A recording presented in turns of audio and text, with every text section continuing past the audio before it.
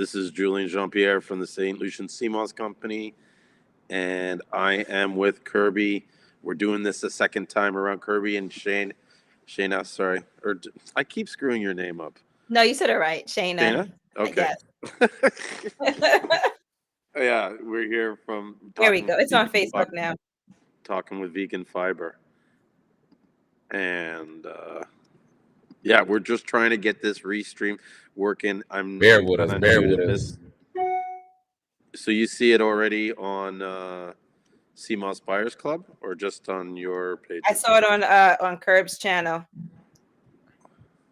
Let's see. I'll tell you right now if it's I'm gonna go to my group. Yeah, I see it too. We're live.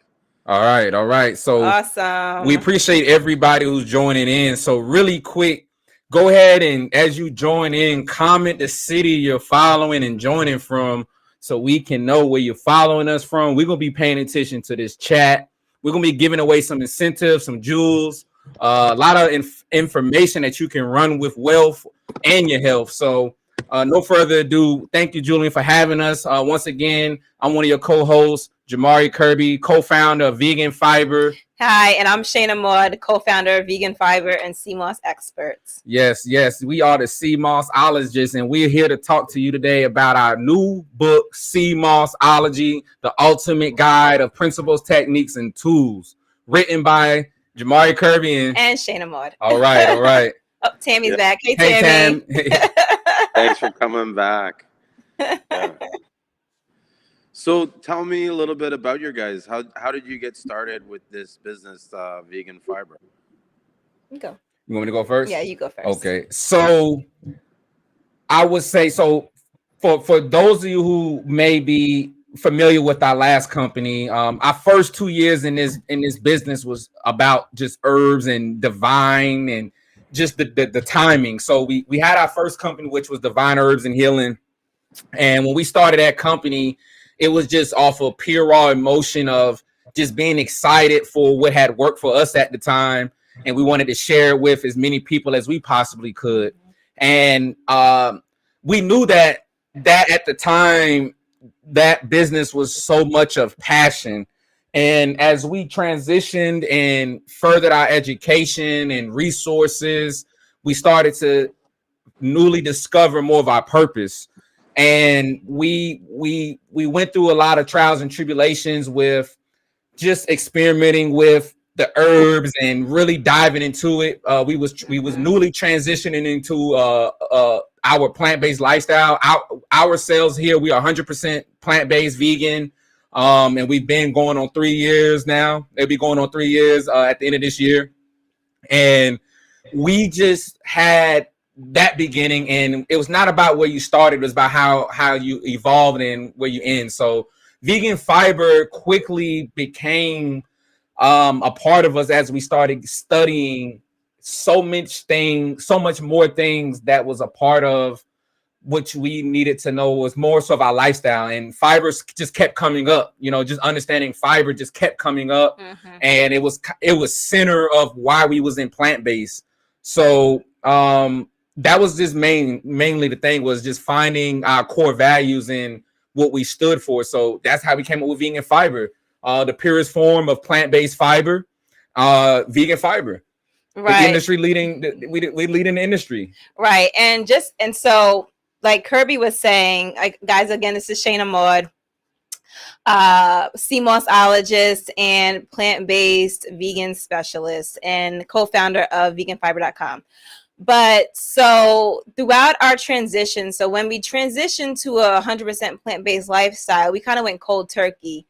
Like the month before that, we were on a cruise and we ate like steak every day, lobster tails, oxtails, all of that, and then once we kind of learned about why plants are so important for our nutrition and our health, because we weren't really taught nutrition throughout our lifetime. So when we started opening up our eyes to that, that's kind of when we were like, oh, this is probably why we're having so many underlying ailments. And then like Kirby was saying, the term fiber just kept coming up. And why fiber is so important is because like 70% of our immune system is in our gut. And in order to have a healthy gut, we need fiber. So a lot of that kind of just plays into how we, went from where we were to our previous company of just Divine Herbs and Healing to now we are Vegan Fiber, because we're here to educate, the community and just bring awareness to the nutritional aspect of why we need fiber and why gut diversity is so important.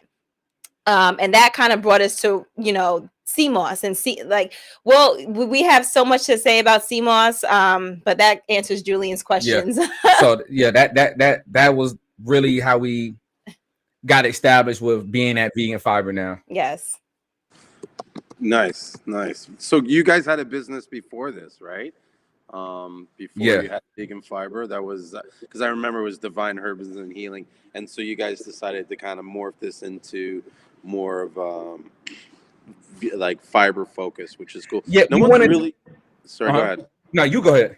Well, I was gonna say no one's really focusing on the fiber aspect and stuff. A lot of times they're focusing on Seamoss or this herb or that herb, but a lot of times it's the fibers that are pulling out from. Like, correct me if I'm wrong, because I'm not a fiber expert, but it's usually the fibers that we're eating that are pulling out a lot of the stuff that we need to draw out of our body, Exactly. and keep us clean and running good. Exactly. Yeah. And to comment what you were saying is, fiber is such an important. It's fiber. So for people that don't understand what fiber is the undigested carbohydrate.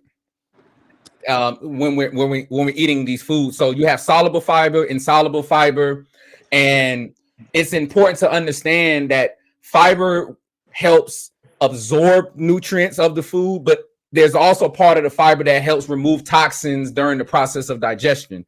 So when you're talking about, being in a place where our culture, my culture, we're leading in so much and in the premature diseases and things that, when you're growing up, you're just looking at it on a, you're not really comprehending it, but you just know that there's something there that's not being informed to us. So when I came across why, I didn't really understand when I was first transitioning to being plant-based, why I was there. So once I started being able to make the connections, I wanted to build we wanted to be more than just a product-based company. Like, through our transition being a part of Divine Herbs and Healing, we kind of started seeing, we knew that we was working with our community more so behind the scenes and just so much, but we just wanted to represent something that was community driven and related, but make it something relatable to all people, all backgrounds across the world, and just encourage people to we wanted to encourage people to add more fiber to their diet. 95% of Americans aren't getting the recommended fiber. That's true. That is a big, when we're looking at a lot of other countries and places look at America as just this unhealthy place. And it shows when you start looking at the premature diseases and the alarming rates that people are dying at heart diseases, diabetes, cholesterol issues, kidney, we are leading in a lot of these categories. So we took what we felt that we can start in our community and just bring more awareness to the products and things that nurtured us along the way. So that's where we at with Vegan Fiber, man. Nice. Beautiful. And part of that, you guys have developed a book, right? Yes, Seamossology. Yes, as I haven't had a chance to read the book. You haven't sent me a copy yet, but I'm sure you'll get around to that. Yeah. You know it. But knowing both you guys for as long, and I've known you guys for over a year now, I know that you guys are very passionate about Seamoss and just the knowledge and the study. And we've always, vibed and talked about different, scientific crap about I don't want to get into it too much myself. This is all about you guys explaining what's in the book. But I know, without having to look into the book, to know that you guys wouldn't put a book out unless you spent some time, researching the industry, understanding the market. You guys both have great marketing experience and backgrounds, so I'm sure there's a lot of great tools and tips in the book that can help. Like I've been pushing and I've been telling everybody, you want to be serious and level up your game, you need to start expanding your knowledge You know what I mean? There's too many people watching these YouTube videos and just getting secondhand information from this guy and that guy. No one's going out and researching the source from people that have been in the field and are experienced what they're doing. I'm telling you right now, anybody that you talk to that's been in the CMOS for longer than a year, that's bought some serious CMOS, they know really the difference between, you know what I mean, the truth, I guess, and what's really out there, and what, gossip is going around. That's the only thing I can call it, is gossip. You said some really key points, and to piggyback off of that, Yeah, that was one of the things that truly inspired us 2 years ago when we was really starting to get into this CMOS business. We was just like many, and not even just the business. Let's rephrase this. Yeah, when we first started getting into this for our personal consumption, we was just like a lot of other people that was wanting more information. And when we got into we was getting finessed and not getting true answers to a lot of the things that we needed to know. And at that moment, I would say that we knew that there was a huge problem that needed to be fixed. And through these last just 2 years of researching and taking as much notes as possible and finding the as much information as we could possibly find, we knew that in order to change what we wanted to change in the world, we knew that we had to start with a small community of individuals being their own superhero.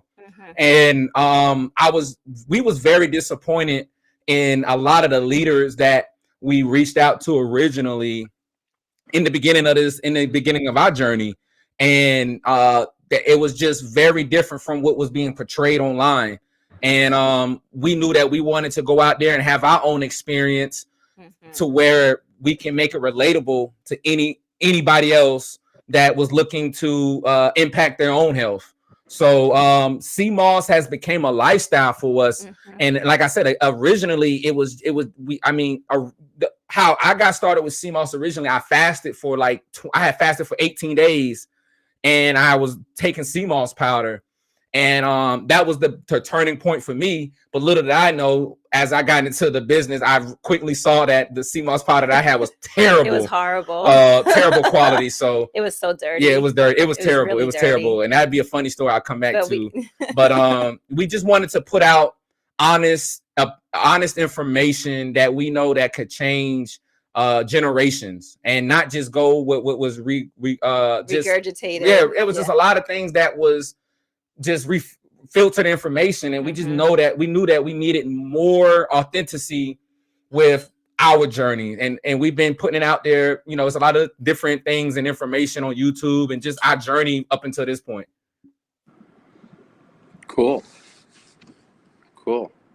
Yeah, and for me, so with Seamoss, so how Kirby started with the Seamoss powder, the way I really got started into Seamoss was when I was pregnant, and during my pregnancy is actually when I transitioned to being completely plant-based, because I had a lot of underlying issues growing up, from different autoimmune diseases, of allergies, and just a pH imbalance, a lot of different intolerances, a lot of things that could never be explained by any doctor, or they just try to force medications down me that I eventually became immune to. So everything just wasn't working for me.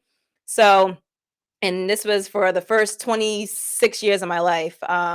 So when I learned about why I should be eating more plants and less animal proteins, and became more aware of the benefits of Seamoss, because in my culture, so my family's from Barbados, so my grandma would always make a Seamoss drink, but that also was with a bunch of sugar and condensed milk and all this other stuff. So I wasn't really getting the benefits of Seamoss from that. But when I actually learned about the actual algae, the actual seaweed of Seamoss, and how beneficial it was, and why just having this one vegetable is huge it was a huge game changer for my gut health.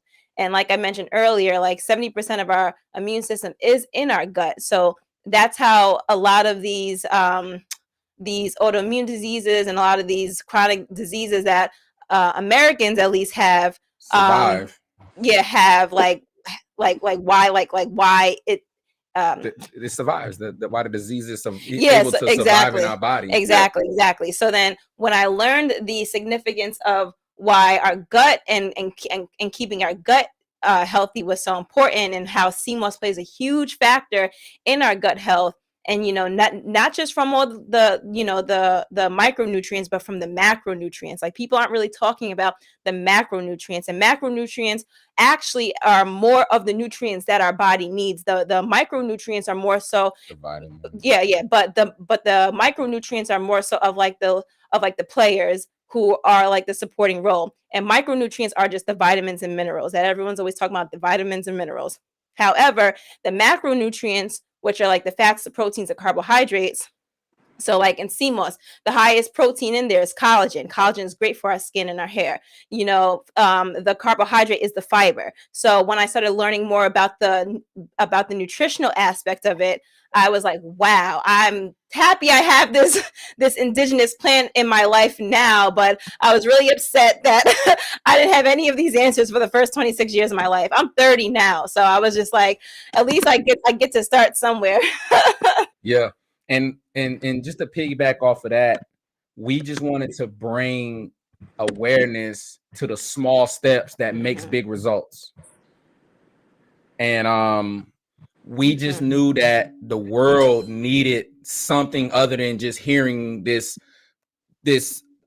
story of this 92 minerals. Like, we knew that we wanted to highlight other relationships to why this sea moss is the most powerful sea vegetable to add gut diversity. And as we started to dedicate each and every day to this research, we started learning traditions and how this was related to the Chinese dynasty 2,000 years ago. We started learning more about how it was used in the West Indies. We started learning more world culture and ancestry along the line, even in North America, and just understanding that this seaweed has many different benefits, but it also has different species. It has a lot of other things that, I felt that once you learn how to maximize sea moss, your lifestyle is in such a better place. Traditional medicine has made it so complicated for us to feel like we can do it on our own. So our intention was to bring awareness to world stories and not just say we're not the only ones having results. We wanted to bring more awareness to for the average consumer to see that this is a lifestyle. This has been used, and I'm pretty sure that any culture can find something related to how this was used in their ancestry. And understanding that the world has more vegetables than just land vegetables. We wanted to bring more awareness to this indigenous sea vegetable and how it's played a huge role in just the commercial world. Like, there's a lot of things that's hidden jewels, that's in gems and things that's been used in the commercial industry that we just unaware of. So we just wanted to just put that weight on our shoulders and say, hey, we're dedicated to this lifestyle. We quit cold turkey of the Western diet, known as the SAD diet, the Standard American diet. And we started just adding more supporting things in our lifestyle and the sea moss was just the biggest. It wasn't the only thing, but it was someone said, can you make the logo smaller so we can see who's speaking? Yeah, I think on Facebook, it looks like the logo is covering the whole picture. Okay. Oh, on the background? Yeah, so it's not really a background. It's more of like the front ground. That's not a word, but I made it up. So does that work better? Okay, let's see. I got to refresh it and see. I'm not. Someone in the comments may have to tell us. All right, let us know if you all can, we're streaming on multiple platforms, there's guys. Like 10 different platforms. If anyone is experiencing any, and we're all doing it for like the first time, like if anyone is experiencing any difficulties, let us know right now so we can help you all. Marian said no, so I guess that's no. It's not better. Well, that's the thing. I don't have a logo on showing here. Yeah, it's the vegan fiber logo that's up there. I see. I don't know how. Okay, I don't have the logo on. See, now I have it there or here. Okay. Oh, that one. Yeah. So take that one off. I did take it off. It wasn't even on. It's not supposed to be on. That's interesting. Oh, there it goes. Yeah, but No, that's that he just put it on. Oh, it, maybe it's stuck. What yeah. group is that one in? It's all the Facebook groups. It's looking like all the Facebook groups. I'm putting in a support call to Restream. I'm gonna say Okay. they just. Oh, I'm in the Seamoss Buyers Club group. I don't think it's showing in that one because I can see that one. Maybe it's Okay, in the... now they're saying now they can see. Oh, Okay. perfect. All Okay, right. great. Hello. So These are once the again, comment where y'all following us from because we want to help. We want to be where you at right now. The name so of let the us book know. is Seamossology, the ultimate guide of principles, techniques, and tools. And you can find that at veganfiber.com. It's available in print form. It's available in audiobook, which is an instant download. And it's also available in ebook, which is an instant download. So veganfiber.com. What was the previous question we were just discussing, to go ahead and go back to that conversation? I forgot. I got short-term memory. You know what? I've been waiting for an opportunity to bring in. You brought up something that I think we need to touch on. It's kind of a little bit off topic between the book, but it's a question I see and get access constantly. And I feel like you're the only person I know who can give the honest answer because you've lived it and experienced. Shane, could you talk a little bit about your experience being pregnant, taking Seamoss, how you took the Seamoss, the diet that you had, because so many people are concerned about, and then like even now how you're raising your kid with Seamoss. Yes. So you could talk a little bit about that. Thanks. Yes, and actually I've along with my pregnancy journey, I've helped many other moms who had successful births and deliveries with their Seamoss journey and their herbal journey as well. But so, I mean, I would just take Seamoss every day. Like, okay, so for one, I transitioned to a fully plant-based lifestyle about week 18, 19, and I gave birth week 41. And I was just very consistent with how I ate. I ate my plants, and we have a plant-based food guide actually on our website that's free. You could download it for free as well. But everything that's on that food guide is everything I ate. You know, I didn't eat, you know, a lot of processed foods. I only drank water, herbal teas. I drink my herbal teas every day. I took my Seamoss every day. Before I actually transitioned into my plant-based lifestyle, I had very low iron. And I don't want to cut you off, but how much Seamoss did you take per day when you were taking Seamoss? So when I first started, taking the Seamoss like consistently was around like the pregnancy aspect. So I would take no more than like 16 ounces a day. Now, like as I'm now like 16 ounces. A whole cup. I do way more. I do way more. Literally, like this cup actually, guys, is filled with Seamoss gel, and I'm just drinking the Seamoss gel. But it's okay to take Seamoss gel, you know, to consume Seamoss because it's just a vegetable. It's a vegetable. It's just like if I was eating a salad, you know, just turned into a smoothie, but instead I'm eating a Seamoss turned into Seamoss gel. But yeah, so I took my I drink my Seamoss gel every day.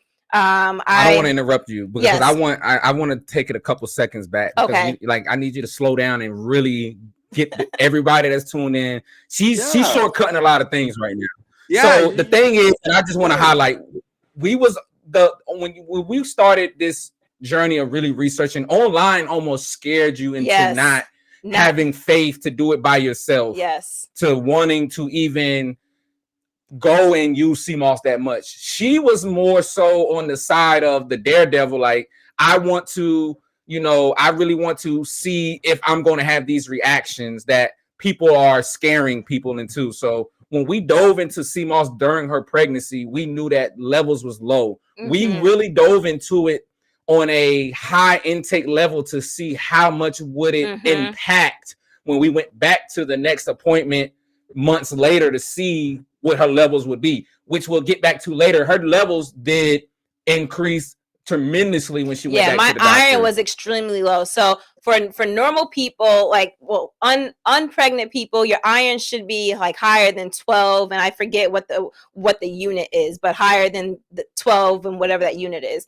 And my iron, and then if you're pregnant, it's normal levels are between like 9 to 12. My levels were at 7, and they were looking at me like, we need to up your iron intake. You need to take these pills. You eat this meat. Like literally, my midwife said you need to be eating red meat. You need to be eating from a cast iron. I was like, well, I just transitioned to plant-based, so I'm just gonna go with that and see if this helps. And that helped me tremendously, from the Seamoss to my different herbs. I was on a burdock roots and different sarsaparilla roots and different red raspberries. I had some elderberry in there. Like I was on a bunch of different herbs along with the Seamoss, along with eating my plants.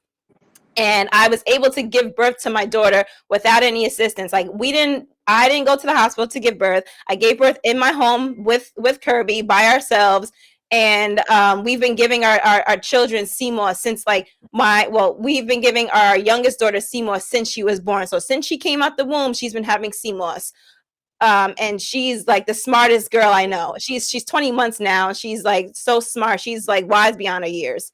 But the Seamoss has really helped with our development, from just our body care, our gut health, and just from like the children as well. So, but yeah, I took Seamoss every day, and it wasn't just the 1 tablespoon that a lot of people are promoting. I took Seamoss. Like I drink it like a smoothie. Like even if you have a Seamoss smoothie, that's still taking your Seamoss. But when I make my Seamoss smoothies, I put a whole bunch of the clean Seamoss in it, and like maybe a banana, maybe some kale. But it's a whole bunch of clean Seamoss in there. It's not just 1 or 2 pieces.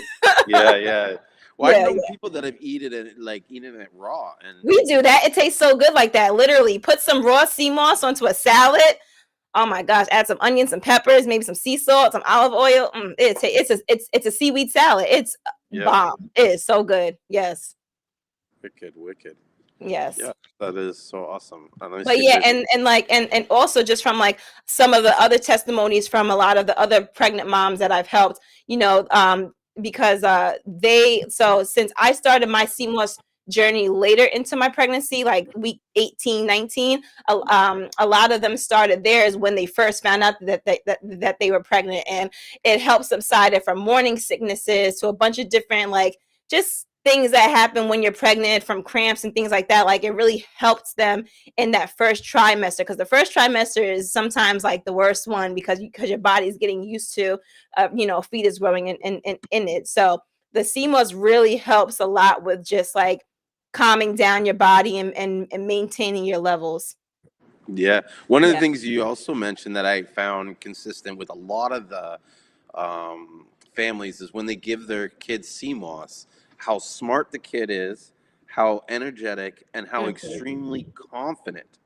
That's the biggest thing. Like, so my business partner, his kid has had it since he was born, and this kid walks like he runs the world. Like he's just whatever, this that, and we always talk about it. We're laughing. We're like, it's the Seamoss. Seamoss is making him a boss.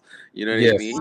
Yes, it supports so much. One of the things is when you're looking at the world and how much it's being normalized that kids are being born prematurely or with a lot of these defects at birth. And one of the things that I just wanted to touch on was the cognitive development that Seamoss allows a child from womb to earthside. And it's incredible to see what Seamoss can impact when you're talking about someone that may have a learning disability, someone that has ADHD, or a kid that has Down syndrome. We've dealt with a lot of different types of people within our journey, and we've seen the reaction and things of how their body responded, not just ours, but my main thing was that when I look at medicine and it's like, well, children underneath this age shouldn't take. Well, we have to remember that what's different in the child organs that's different than ours. They have the same heart, they have the same stomach. Like, so in my opinion, if it's unsafe for a child, then we shouldn't take it in either. So when we got started with Seamoss and we saw how and like just how much of a one-stop shop it was, we just dove straight into it. And since her development from the first time we got her levels down to when we went back to get the levels from the doctor, it increased it tremendously. You know, the iodine, you know, one thing is that the thyroid function in humans alone is a huge problem that's not being so much exploited, of how much a deficient thyroid gland or thyroid health affects the body. And when you're looking at the natural iodine and salt that you're getting from the sea, including in the sea moss, it makes a tremendous difference in a lot of the things that you thought existed. Like you'll go to a doctor and see all of these symptoms, but it can be all from a thyroid deficiency. So iodine deficiency, excuse me. So we just wanted to highlight some of those things as well, about why we really dove into this sea moss. Right. And then even just from the prenatal care and perinatal care aspect, since that was one of my reasonings for even coming really into Seamoss and transitioning to a 100% plant-based lifestyle, I put Seamoss for perinatal care into our book. So I have a chart that basically explains all of like the known nutrients that are in Seamoss and why the mom and the fetus need it, and I also give you other plant-based sources for that. So for example, like Kirby was saying with the iodine is essential for a healthy brain development for your fetus, you know what I mean? And iodine could be found in the Seamoss and other seaweeds like kelp, and also like onion. So we have a chart in the book explaining, you know, Seamoss for perinatal care. But we have a lot of things in this book that are just right to the point. You know, there's no fluff. It's just right to the point. It's a really good like guide for anybody who is serious about Seamoss and really serious about impacting their community with Seamoss. You know what I mean? Like everything that we've learned and, you know, we're able to share about Seamoss, we put it in this book because we're only two people. So it's better for us to spread our knowledge and spread our wealth through our literature and through speaking on platforms like this. But it's really up to the community to continue to pass the information and really educate, you know, your neighbor. You know what I mean? And that's how we're able to really grow and learn about, you know, why Seamoss, why gut health, why fiber. Nice. Yes. Nice. And so, how many chapters is in the book? Like, how much? 11. There's 11 chapters. 11 chapters. This is one of the things that when I was growing up, I just used to hate reading long books. Like I wasn't the guy who would read no Harry Potters or anything that was too thick for my likings.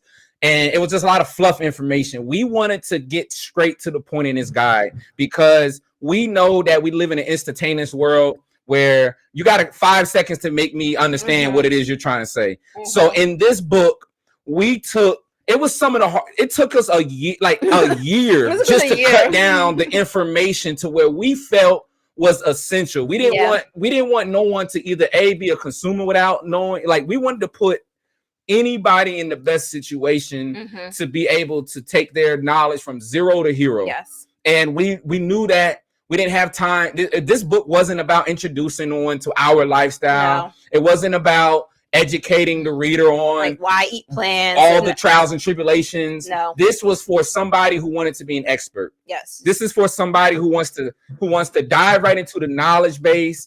We didn't want to go through filter information. We didn't want to talk about all of like if you want the stuff that you want to find on Google, by all means you can go do that. If you want something that's really unique, that's going to take you to the next level to make this indigenous seaweed be relatable to why you need it, this is the guide for you.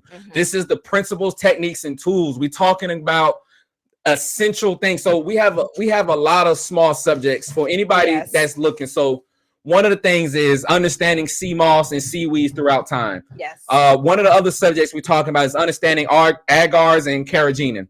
We're talking about cultivation and processing. This is huge for anyone who keeps asking about the wild crafted, or am I getting pool grown, or how do I know how to identify this species? Like, we dive right into knowing getting right into the information, so that way you can be a expert at whatever you want to do with Seamoss. Right. And then, like, also just, and if you see in chapter three, we really deep dive into the process of how, you know, today a lot of the cultivation methods of Seamoss. So like the cultivation aspect really started becoming popular, especially in St. Lucia around like the 1980s. And that's just because, like, with wild crafted, you're literally taking the Seamoss that's widely grown for the whole ecosystem and taking it for yourself. So it really helps with sustainable farming, and farming of the sea is called mariculture. So it helps with sustainable mariculture. But like, we deep dive into that. We deep dive into, like, you know, the process of the rope farming and the sun drying and things like that.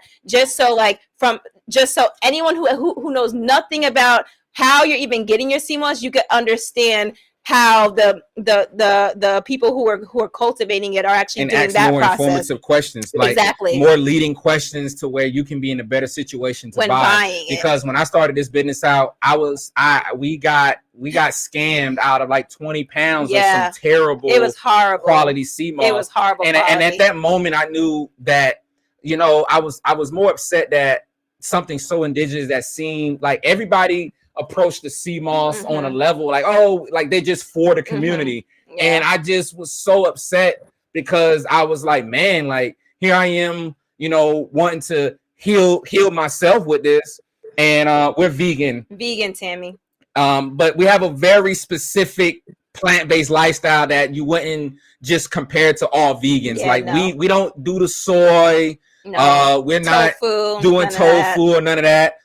We have a very specific regimen that we follow. And one of the things is that when we started this journey, the term alkaline was so popular. And I felt like, for somebody that was from where I was from, and just randomly talking to somebody and trying to explain this term alkaline, I felt like it could get so challenging, even though the word alkaline is just telling how acidic or pure your bloodline is to being non-acidic.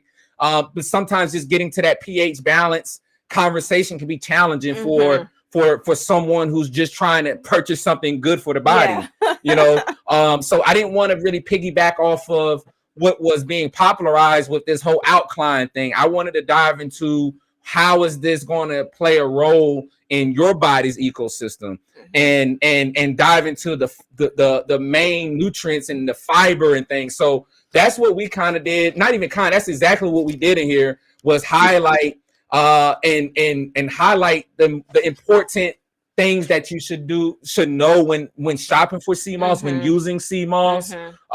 We did a really good job at just making this relatable. We talk about how to incorporate Seamoss daily, how to incorporate it in for beauty in the beauty industry, how to maximize it, how to make Seamoss gel. So how to make the same Seamoss gel that we started our previous company with making Seamoss gel. We would literally go into the community and hand out free Seamoss gel. We went to around the time that we were really getting started, we well, not even around the time, but we got started before then, but around the time of the different protests with a lot of these different killings and things that were going on, we would literally go to these protests and set up as like, hey guys, you guys need some Seamoss as you're protesting, because we handed out free Seamoss water to people. Like, that same Seamoss gel that we made that became popular amongst our customers in our community is the same Seamoss gel that we teach you how to make in this book. Like, we literally teach you the same exact steps that we did. And we have some most of the people that tasted our Seamoss would say that was the best Seamoss gel. Like, it was very, and I'm not saying that it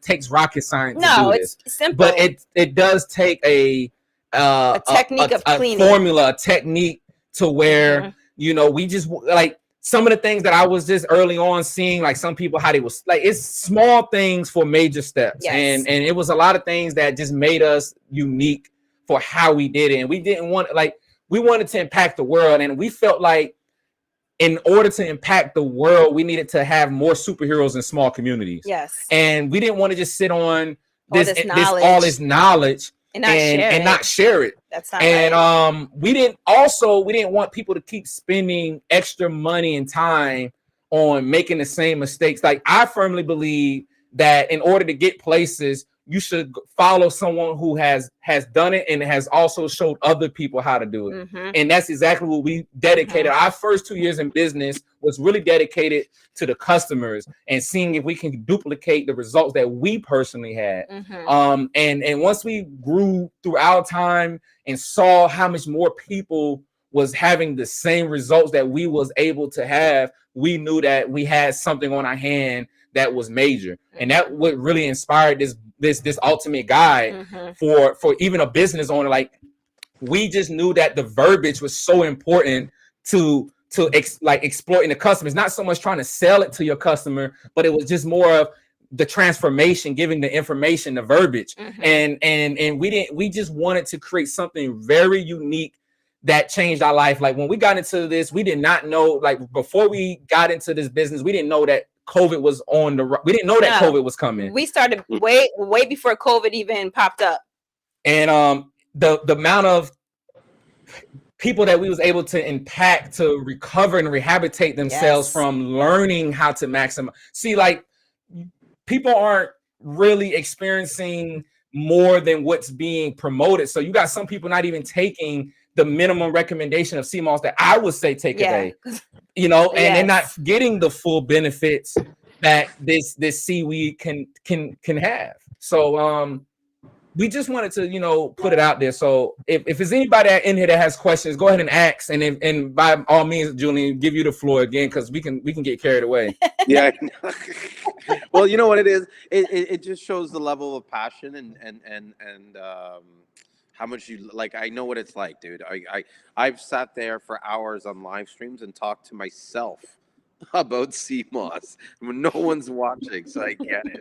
You know what I mean? One of the things you brought up earlier was when you guys talked about the cultivation of Seamoss and stuff like that. And I wanted to jump in, but you guys, you're explaining stuff so beautifully. I didn't want to interrupt you, but I wanted to bring it back there because what I believe is that a lot of people, if they knew and understood how Seamoss is cultivated, they wouldn't, like, there's a lot of ignorance in the marketplace. And if they understood how this stuff was grown and how it's harvested and how it's cleaned and how it's dried, they'd understand, and even just Seamoss, the biology of Seamoss and how it grows and what it needs to grow and stuff like that. Like, people don't realize that Seamoss feeds off nitrates. It's some way in a plant like that. It doesn't require minerals to grow. It absorbs the minerals from the surrounding water, but there's no way for it to get it directly from the rock. And so when people go and they harvest the Seamoss from the wild, they don't understand that the Seamoss is not only like a biofilter for the water to maintain proper levels of like, alkalinity or whatever it's called, but it also feeds into the ocean as phytoplankton and food for the phytoplankton. So and then like different sea turtles and parrotfish and stuff, they all nibble and feed off that. The crustaceans are using that as a habitat. Like, people are all, it makes me cringe when I watch these people go, oh, look, I found a crab in my Seamoss. And I'm just like, you just killed, like, you know what I mean? Like, that is like a marine environment you just uprooted and destroyed for what? For your minerals? Like, sorry, I'm going off on a little tangent. You need to keep it. No, you got to talk about it. This is what we need. And that's a lot of things. Yep. Yeah, it's like how more parasitic can you, like, we cry about how we don't want to be these parasitics, or we don't want these people exploiting the planet, and we're all about nature and stuff. But then you go and you rape the ocean for food, just so, you know what I mean? Like, what have you learned? You're not learning anything. Like, so I think it's important to people to understand really and truly how their food is growing, and not from some YouTube video that any random person's, because a lot of the information is recycled. It's like gossip, Yes. So, and what's crazy, the feed off of what you were saying is, I remember just going into places where Oriental markets or places where they have a lot of other culture things, and I got tired of being at a disadvantage. Like, I didn't feel like I was asking the right questions. I felt like I was at a very disadvantage from just not knowing what these things were. And CMOS has been a part. It's been in my face this whole time. We just didn't know what it was, and it's in traditional medicine. It's been around for 2,000 years plus, and to not know is one thing, but not to put yourself in the best position to get more information. That's where it becomes, every individual is their own healer, and we just wanted people to be able to ask better questions, learn new information, become a student, and go through the transition for themselves. Because how you said, like, if you knew the process of what it takes to, harvest this, or if you knew the process of just a lot of little small things, you would understand how it is important that you verify your source where your CMOS is coming from. We can't keep looking at it on a cheaper, like, you can, it's no secret that you can get some really, really cheap CMOS out there.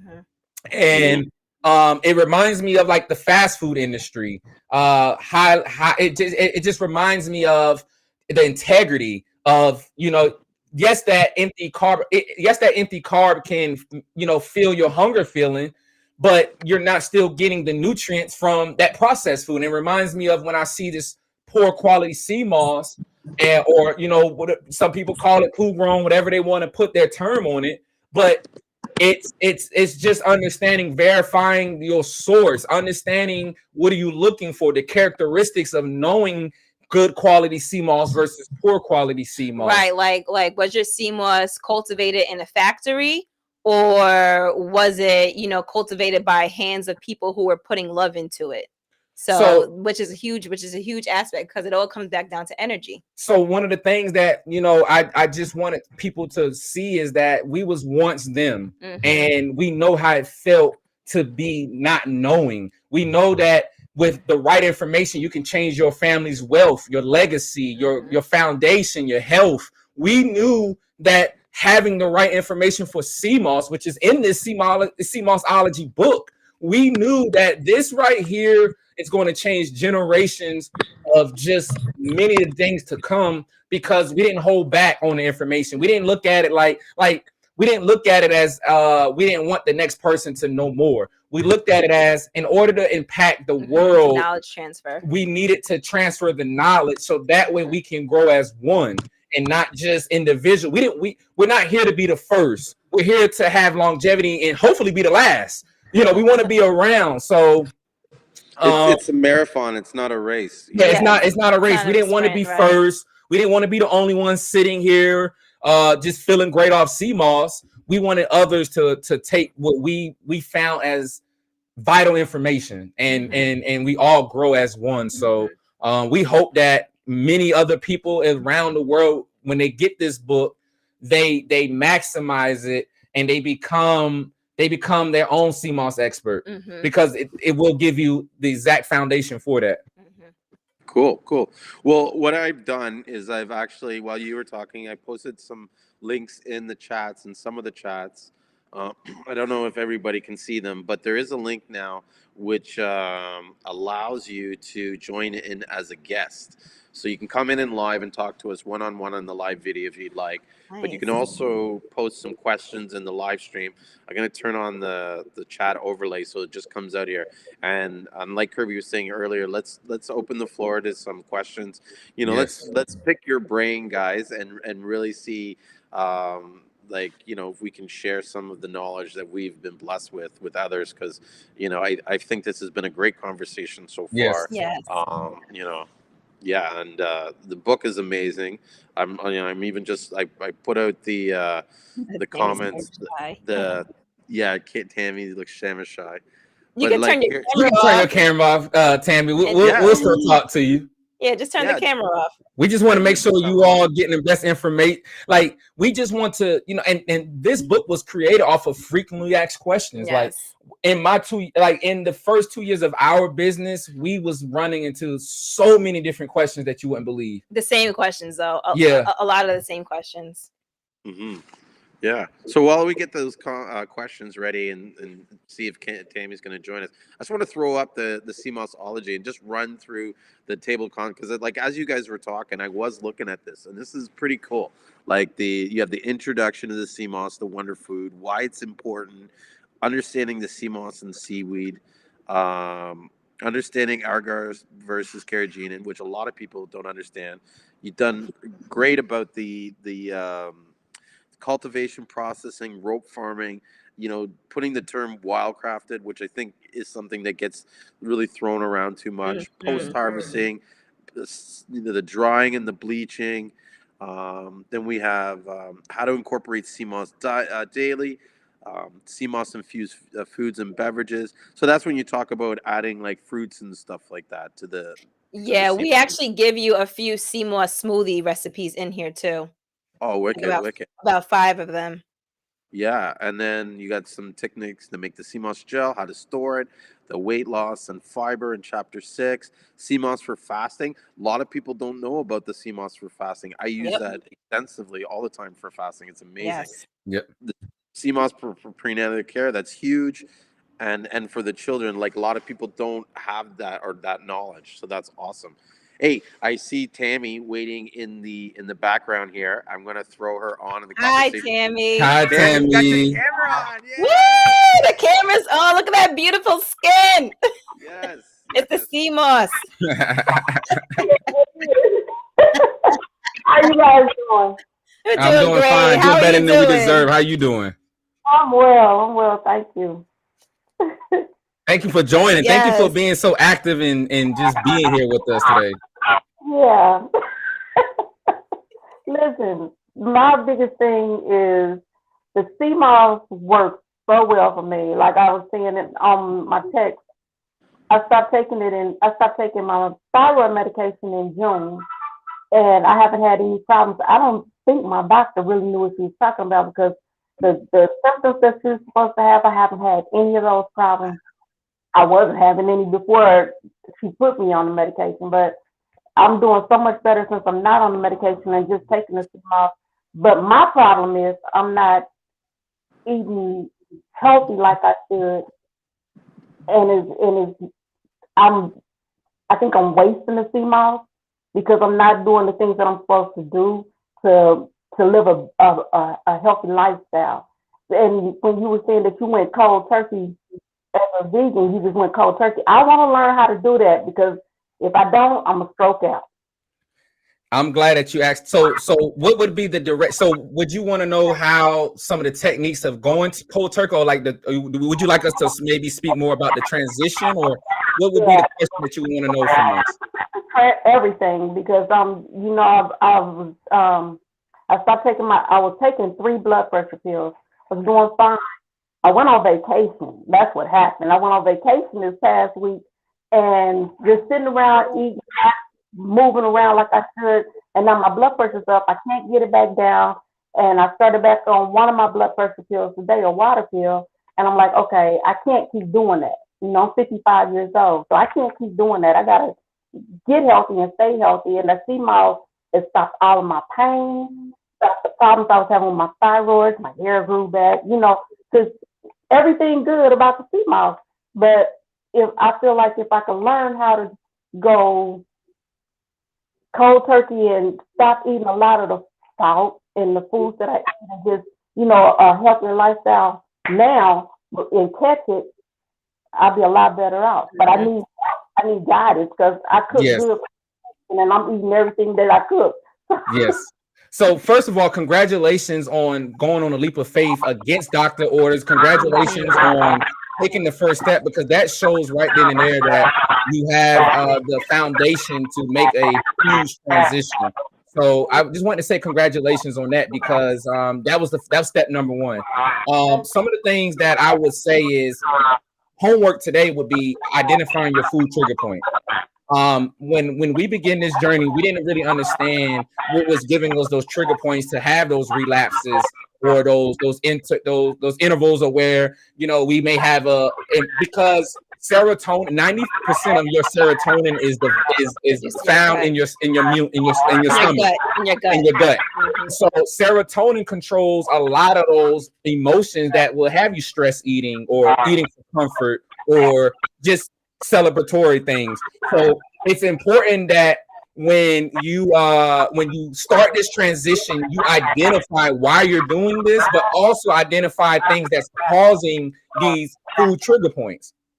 So that's number one. Number two is how you said you needed to be more around the community of other people that can get you to where you need to go. So one of the things was that I had to really look at myself in the mirror, because what we do is we have to understand that doctors, and not to discredit any doctors, but they're not taught the nutrition of food. They're taught more so the emergency of the medicine, but they're not really taught the nutrition and how the food benefits. So when going on that level of really understanding nutrition, that's where we come in, and we built more of a community for people to understand that. And one of the things is we lack so much fiber. And what I was saying earlier is fiber is found in all plants. So that's an easy way to look at why you need to have a higher fiber plant diet, is because fiber removes the toxins. So like the water that's in our body, like some of the people that's kidney patients where they going on dialysis, or they're bound to be a dialysis patient or diabetic. We're talking about this indigenous sea vegetable removing that lead and toxins out the body, and things that we need during the process of digestion. The food, on the other hand, is something where we have these trigger points and stress factors in our body where we're eating these processed food, or the SAD diet, which is the standard American diet, that's calorie rich and nutrient poor. So when we looking at transitioning into a plant-based lifestyle, we're talking about identifying these food trigger points, but also creating a solution. So the herbs, the spices, the sources, what are we doing to substitute that protein? Because the protein scare, if you don't eat meat, you don't get protein, is what they say. But I want to ask you this, Tammy, live. If I ask you without knowing, do you want to be the gorilla or do you want to be the lion? What would you say? Oh, shoot. I want to be the gorilla. The gorillas don't eat meat. Exactly. And that was one of the first questions I had to look at myself in the mirror and ask myself. I said, okay, what is the characteristics of this lion and what is the characteristics of this gorilla? And I looked at the diet. I looked at the lion and how much he sleeps throughout the day. Go ahead. Okay. No, ask your question. Oh no, I was talking to my husband. I'm listening to you. Don't. Oh, okay. So one of the things was, what do I want to be like? When I look at a lion, how they eat, they're eating meat, they're eating blood, they're sleeping most of the day, they have no energy, they're waking up 4 hours a day just to hunt. When I'm looking at a gorilla, I'm looking at his eyesight, I'm looking at his strength, I'm looking at how big he is, I'm looking at everything on the gorilla. I'm like, wow, this thing doesn't eat meat. He's eating grass, herbs, berries. He's living his lifestyle on a quarter when he wants to do it, not because he has to eat to survive. I didn't want to eat to survive. I didn't want my medicine to be food. I wanted food to be my medicine. You see what I'm saying? So the transition was simple. Once I identified who I wanted to be, then I started to study what it was that they was doing. And once I did that, is how I really transitioned more into this plant-based lifestyle. So I'm from South Carolina, and we eat very much soul food. So I knew that when I transitioned into this lifestyle of plant-based, I had to match that flavor if I was going to commit to this. So I started looking into my seasonings, and I started making small changes. Instead of using iodized salt, I started using sea salt. I started looking at herb spices that I found more natural, that still gave me the senses in my smell that I knew that can relate to the seasoning taste that I want to substitute, which was that sea salt. And that seasoning salt. So the transition was more so of just being around the culture, and which when you get done with this, I would like for you to use the link in our bio and book a strategy session with us, and we can go more into actually making it more custom to your lifestyle. But a lot of the substitutes which we did was mushrooms was very, very big for us in the beginning of this. We started substituting our flours. We started understanding that anything white, you should stay away from. White bleached flour, white sugar. just white, a lot of things that's white, we should just stay away from in a simple form. So we started substituting our flours with like chickpea flour, spelt flour. I was never the type that can do dairy. So I was already in the transition of doing certain almond milk, but almond milk has estrogen. So I didn't want to stay in almond milk. So I started doing hemp milk. I started doing walnut milk. I just started creating a thing where I was getting comfortable with in imitating my flavor. So I was big on chicken. I had to have that chicken taste. So I started flouring my food with chickpea flour, and then I started substituting that peanut oil and started using grapeseed oil and then avocado oil, and just small things started making big results.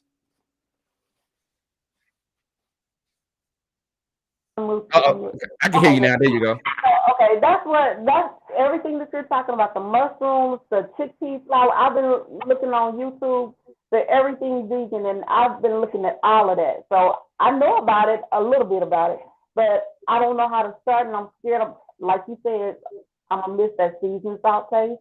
I'm in Kansas City, but I'm by way of Mississippi, so I don't know anything but soul food. Yeah. So and it's just hard to get away from them. Like, I'm gonna miss something. If I miss one meal, I'm gonna miss something. So I'm trying to figure out how to get all those same flavors in the mushrooms. And one lady does a lot of jackfruit. I don't know how that tastes, but I want to try it. Just to get into a healthier lifestyle, like you said. Yeah. So one of the things is that we got to remember that our body is surviving off of these hormones that they're putting in these foods. So coming off of these foods, you're going to go through a transition of hangry and you're going to go through withdrawal. The number one drug in America is food. And it's sad to say, but it's facts. The number one drug in America is food. And when we start winging ourselves off with all of these things that's synthetic, we start being able to get to the source. So one of the things is that our body the energy that we get feeds off of fat.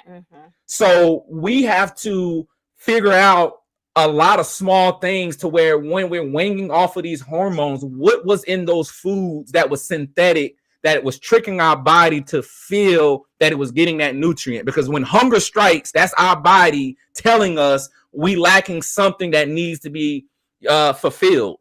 So once you identify certain things during your transition, it becomes smoother. And on that strategy call, we'll speak more on coming up with a small solution, which is more so of a 5-day. We'll start with a 5-day vegan plant-based guide and giving you small techniques, because in the beginning we want to have like an 80-20 rule. We're not so much saying just start cold turkey. What we're saying is, let's start by adding this to your lifestyle and adding more of these plants and these foods, and then let's figure out a way that works for your lifestyle. So that would be one of the things we'll do in that strategy call, is come up with a complete wellness plan that fits your lifestyle. We'll give you the things that you need, that you would need to be able to complete the transition. Okay.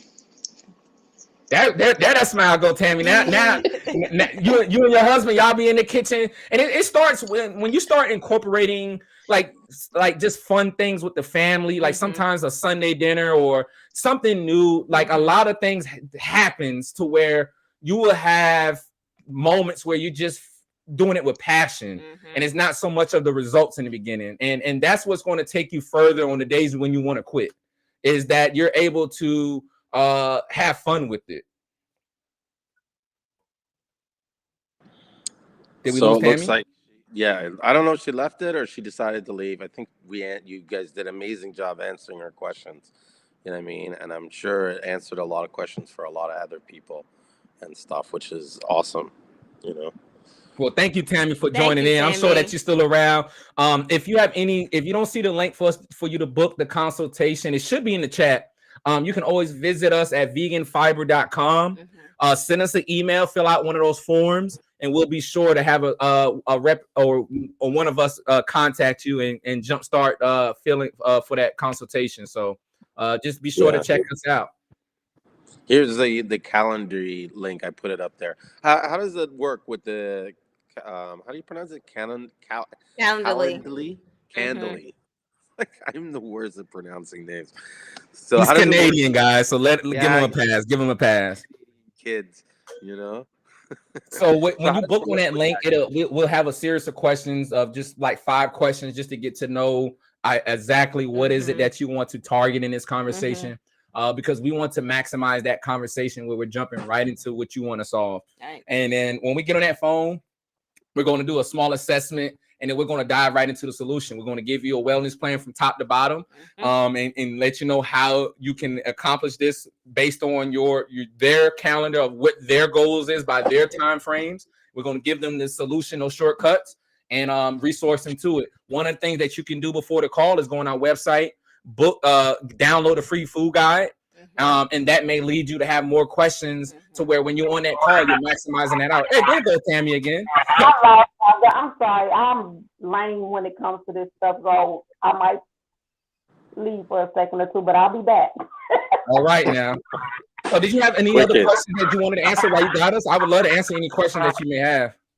No, I think I'm gonna wait and talk to you guys and write down some questions to ask, because I'm getting a lot of information and I'm feeling better about everything I was thinking about doing, because you guys are actually saying the same things I was thinking about. So yeah, I just want to make sure that there's, I'm trying to learn how to sell the Seamoss now. I'm selling it to a few people, and I want to be more educated about what I tell them. I know a lot about what I'm telling them, but I'm that person. You have to practice what you preach. And if I'm not doing anything to have a healthy lifestyle, why would they listen to me? Well, the congratulations. What I want you to know is that your transformation, and one of the things we also can talk on that call is how to leverage your business and things is such as that, because we do work with individual business owners and taking their business from beginning to end, from sourcing, from everything, a one-stop shop. We have products, we have Seamoss infused capsules, top to bottom. We've done, before we got into this point of the business of the book, we did everything from the Seamoss back end to be able to talk about this. But your transformation alone is people by people, and it's not so much of that you're not living a healthy lifestyle. You're doing better than you was yesterday. You know why? Because you was able to wing off that medicine. You understand what I'm saying? That's the number one step. You got some people right now who don't care about the vegan lifestyle, but if you can solve a problem for them to get off of that medicine, they're going to trust you for that. So let's not look at it and neglect the small steps that you did. You had to find something that worked. You saw that you was able to have results. Now it's just time to elevate and evolve. Let's not look at it as, you're not preaching, you're not practicing what you're preaching because you're in the lifestyle. You're using Seamoss. You just understand that to get to where you see yourself at, where you're capable of, that there's more to do. So it's not necessarily saying that you're not living a healthier lifestyle. You're doing better than you was yesterday. And that's all that we want people to understand, that no matter where you at in this transition, there's room to grow. Like right now, I still got room to grow, even though that I've been in this field for the duration that I have. I know that every day I'm a lifetime student. So your transformation is wonderful. You have a testimony. You have something that people can relate to. When you first got on this call, remind me when my grandmother started this on blood pressure medicine and all of these different things. And, she's not committed to a full 100% plant-based lifestyle, but she has done a lot of small things that's keeping her going.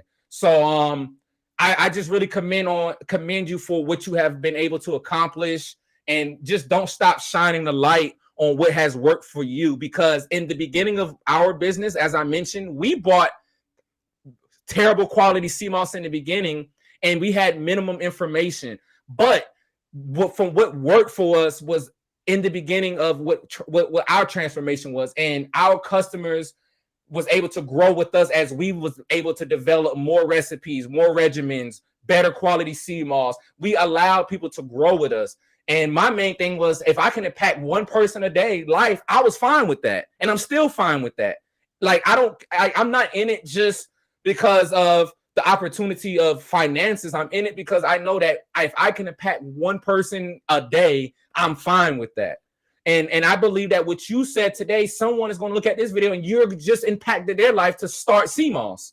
You see what I'm saying? So that's all that matters, is that you're able to impact one person. Yeah, you're right. You're right. So thank you for that. 'Cause I feel a little better now. Facts. Yeah. You're welcome. Facts. And I just want to jump in there and just add in, like, from what I've seen, based on the comments of like the content of the book, that book is that you have, Kirby, is like pretty much like a business starter kit. Like, you learn that stuff, you'll understand enough about the market to know what you're talking about and know both sides. This is the one thing that I've noticed with a lot of these, like, these people that are sort of like, I guess, blinded and only see the Seamoss one way. They're not looking at both sides. They're not looking to expand their knowledge. They only know what that seller has told them. Do you know what I mean?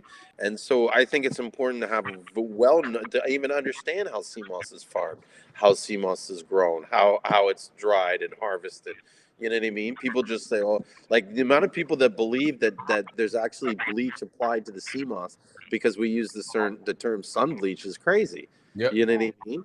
And it's at the same time, it's understandable, right? Because everybody's learning. Pardon? You're not paying attention to what you say when you say it's sun bleach. That means it's sitting in the sun drying out. Yeah. So, I do have one question. Yes. I saw a video today on TikTok. It's a guy that went vegan and lost a lot of weight, and he was talking about Seamoss. His claim is that Condis crispus is the only Seamoss that's supposed to help with thyroid function. This isn't Congress crispus that you sell, right? Because that's what I take, and I haven't had any problems at all. So this is the thing. A lot of these guys are making the claim, and they have no scientific test to back up their opinion. Like, they're making it a claim. It's their opinion, and they're making it like it's a claim, right? Okay. Uh-huh. Because, and here's the thing. Maybe they believe that, right? But there's no proof to it. There's no proof to half the stuff that's out there being said in the internet, because no one's doing the test to say, is this the Cadillac? Because they say, oh, Condis crispus is the Cadillac of Seamoss. Well, it very could be, but there's no test to prove it, right? You're really just going on your personal opinion. And from my experience, Seamoss affects everybody differently. When I take Seamoss, I'm going to have a different result from it and experience than when you take it. You know what I mean? So to say, like you said, like, how does this explain you being fixed on thyroids? Do you know what I mean? How did you get off that medicine?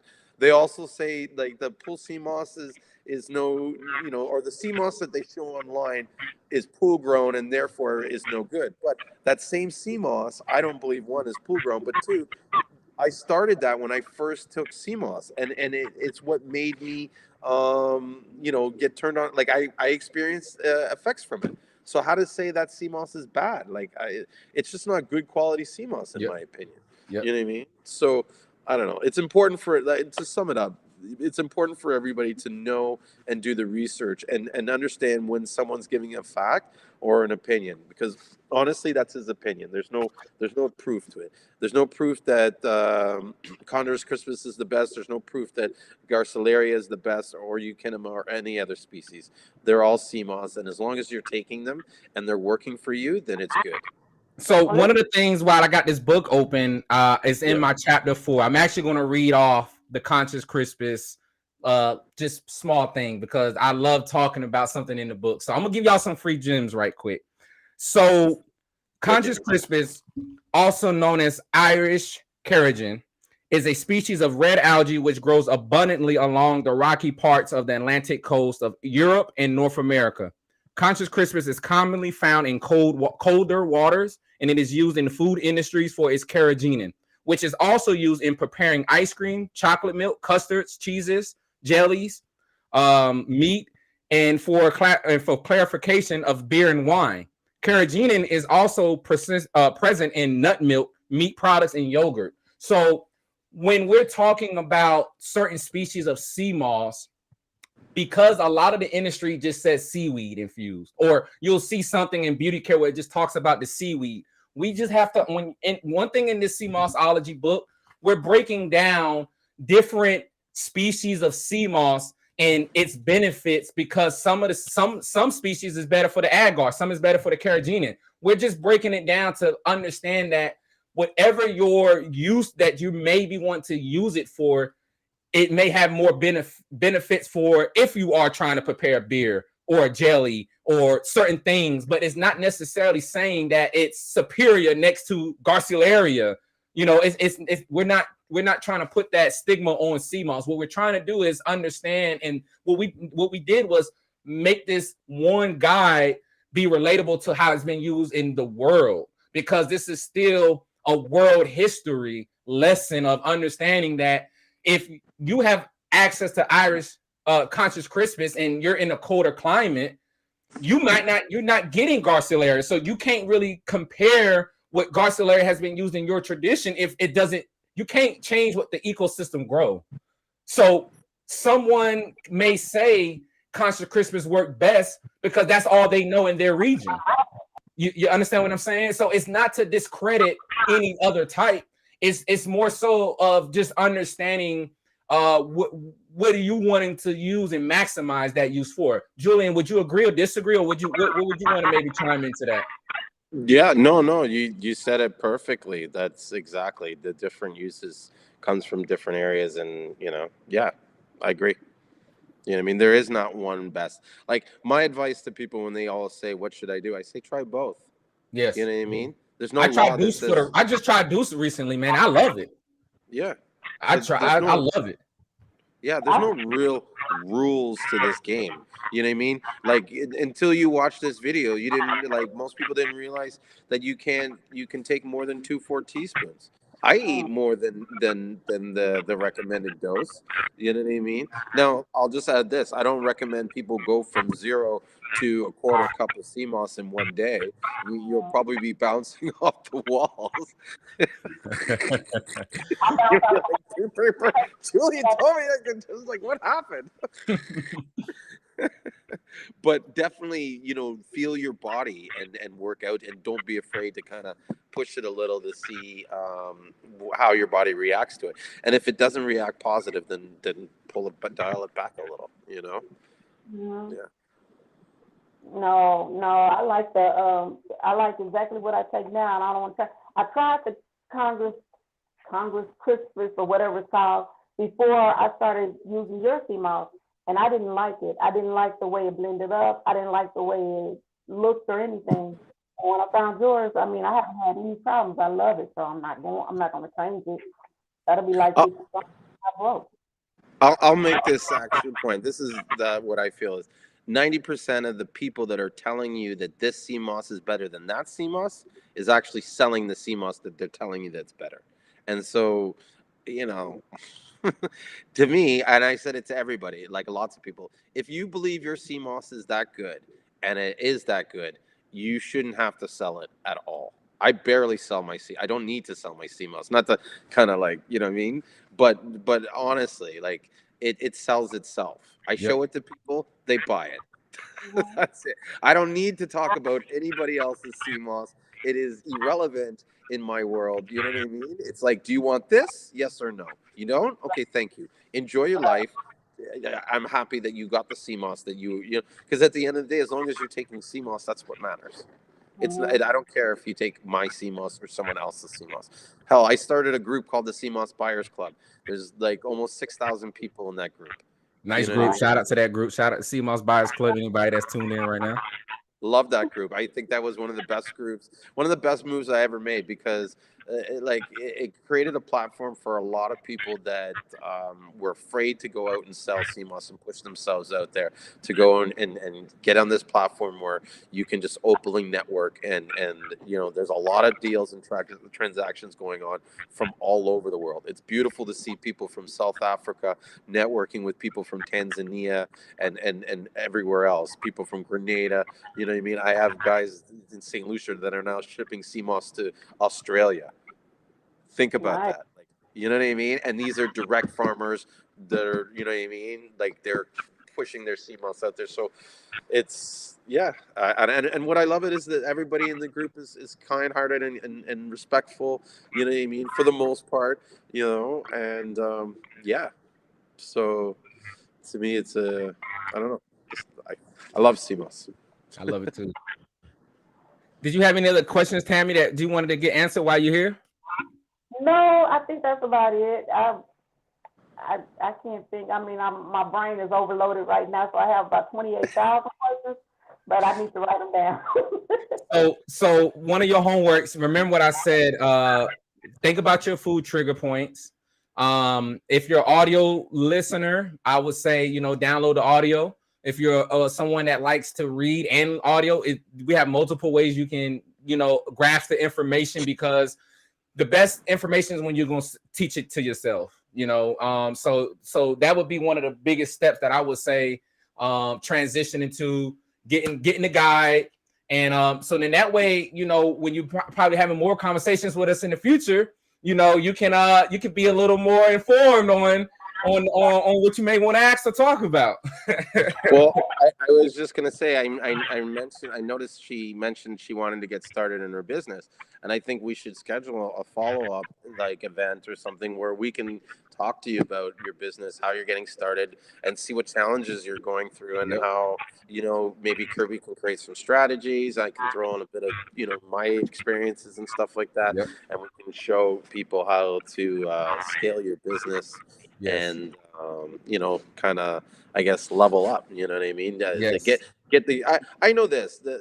Like I said it earlier, looking at that book, looking at the information that is listed there in the titles, you buy that book and it's going to give you a definite, like a stronger advantage than most other people that are just getting started in the business, and will give you the confidence to move ahead and push forward and to grow.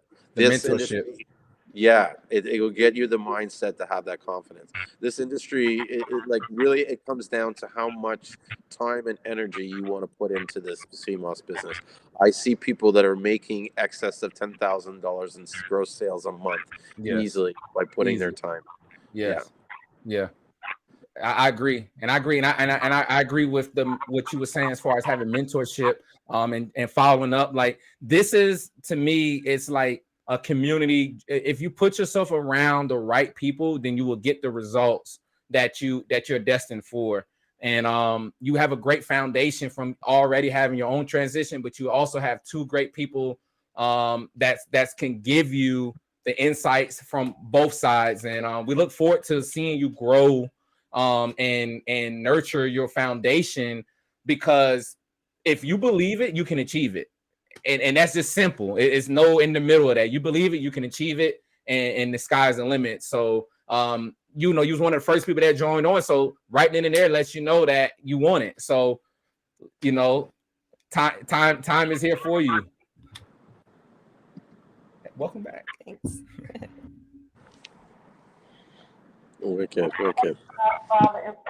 appreciate it very much. Thank you, Tammy, for joining in. All right, so I'm going to leave the camera because I am really getting nervous about being on camera, but I'm still listening. Tammy, you did wonderful. Like, you didn't, no one, like, how do I say it? I wouldn't know that you were shy if you had not told us earlier. You know what I mean? I think you did an amazing job. I think that's part of my problem. I'm scared to go on Instagram and TikTok and promote it because I don't want anybody to see me. I don't know what I'm scared of. Don't be scared of nothing. Don't be scared. And furthermore, like, don't feel that you need to promote this business on TikTok and Instagram and stuff. You can do this word of mouth. I know lots of people that don't even have a website, and they're selling way more than some people that have Instagram, Facebook, and are constantly putting out content. It really comes down to what's comfortable for you and how you connect with the people. Whether you do it on social media or you do it in person, you need to connect with these people and be able to articulate your story of why you got into CMOS and what your experiences are, and the product, and then that's it. Like, you put that, no matter what medium you use to put that forth, if you put that forth consistently on a regular basis and try to spread it to as many people as you can, you will see results. You will see positive results. Whether it's a pop-up shop, whether you stand on a street corner with a sign that says, Seamoss Moss here. here. Yeah. Listen, one of the things I want to do this case study, one of the things that I'm doing, and anybody can steal this idea. All right. I always tell this to people, I'm going to start going to Black people's events, like reggae jams and stuff like that. And I'm going to bring a big, like, kind of like, that big flag sign that's going to be like pop-ups. CMOS here. And I'm going to have a couple coolers, and I'm just going to sell the CMOS drinks. Yep. It works. We It did works. it. We It did it. works. We used to go to car shows. We used to go to the beaches. When we first started this Just business pop up. out, we was hungry, man. We like I said, we was hungry, and we used to tie. We take a shoestring. We made our own signs. Used to hang our own necklace up to where you knew we had CMOS. Like, Yep. we did all aspects that you can think of, and the results, it never let us down. It's been days where we've in person made over thousands of dollars, like, and sold out. Like, we didn't even have enough product. So it's an amazing journey to just dive into fearlessly. And one thing I know is for the person that asked earlier, what's the name of the book? It is Seamossology: The Ultimate Principles, Techniques, and Tools. So you can go check it out. It's on veganfiber.com. But it just dive straight into it head first and take a risk. Don't be scared to make a mistake. One thing I know is when somebody take a shot of CMOS, they're going to feel it instantly. So hands down, have you some CMOS on hand and sample it out. Yeah. You ever went to a mall and you know that annoying lady that's with her little piece of chicken, and she's like, here, try. But you always end up buying it. Buy. And then you taste the chicken, and then it's like, or whatever it is that they're sampling, and it's on that little toothpick, and you're like, that's pretty good. And then it's the same thing with CMOS. It's like sometimes you just gotta be around at the right place at the right time and just sample this. Take this shot of CMOS, Joe. You'll feel energy instantly. And literally, once they take that shot of CMOS, Joe, they're gonna be like, "How can I get some more?" Oh well, hi, I'm Tammy. You can actually get some more from me right now. It's a very simple transaction. That's pretty much what right now anyway, is word of mouth. And I'm talking to people and explaining to them, but I get so excited until my blood pressure goes up. I was at my yearly wellness exam a month ago, and I started talking to the lady that was taking my blood pressure. And my blood pressure went up to 180 over something because I got so excited about taking the CMOS. Wow. She had to put me in the dark to bring my blood pressure back down to a normal. But that's how I'm doing right now. Pretty much is word of mouth, and I'm getting it out there just slow because I'm shy about talking to people. I'm doing You're really not shy. You're not shy. It's all about mindset. If you keep telling yourself you're shy, you will eventually become that shy person. But you're not shy because you've been on the camera for 30 minutes. Tammy, you're not shy. I'll be the first one to tell you. No one ever told you that. You ain't shy, girl. Yeah. And you articulate yourself very well. So you're a perfect business entrepreneur. You're a perfect person to talk about this product. Yep. And if you need help talking about it, literally with this, you can literally have this book on hand. in your hand and oh yes. So CMOS is good. CMOS can be found here. You can have literally this could just be your script. Yeah. Use it as your script. Use it as your script. okay. Yeah, seriously, like and just as Shayna was saying, like, you have people buy people. Your personality, your transitional story. Just get informed. Just keep them informed. And as you have that strategy call with us, we'll be able to point you to things that can help you have an easier transaction, whether that be a better label, whether that be a handout, whatever it is. There's small things that can always use a little room of improvement to where you're not having to do a lot of talking, or maybe duplicate things that can just be pinpoint to a better transaction. So you're doing great. I really got a lot of faith in you. even to your blood pressure thing. You know, we're going to get that under control. We're going to take the sodium out your diet. We're going to transition that. We're going to get you rolling to where, you know, you're going to be able to go jog that mile and be on your Seamoss marathon without your blood pressure going up.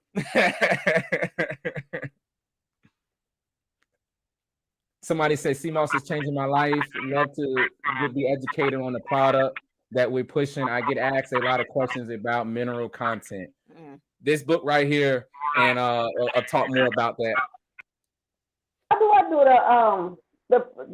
the oh my God, what is it? Well, I talked to you guys.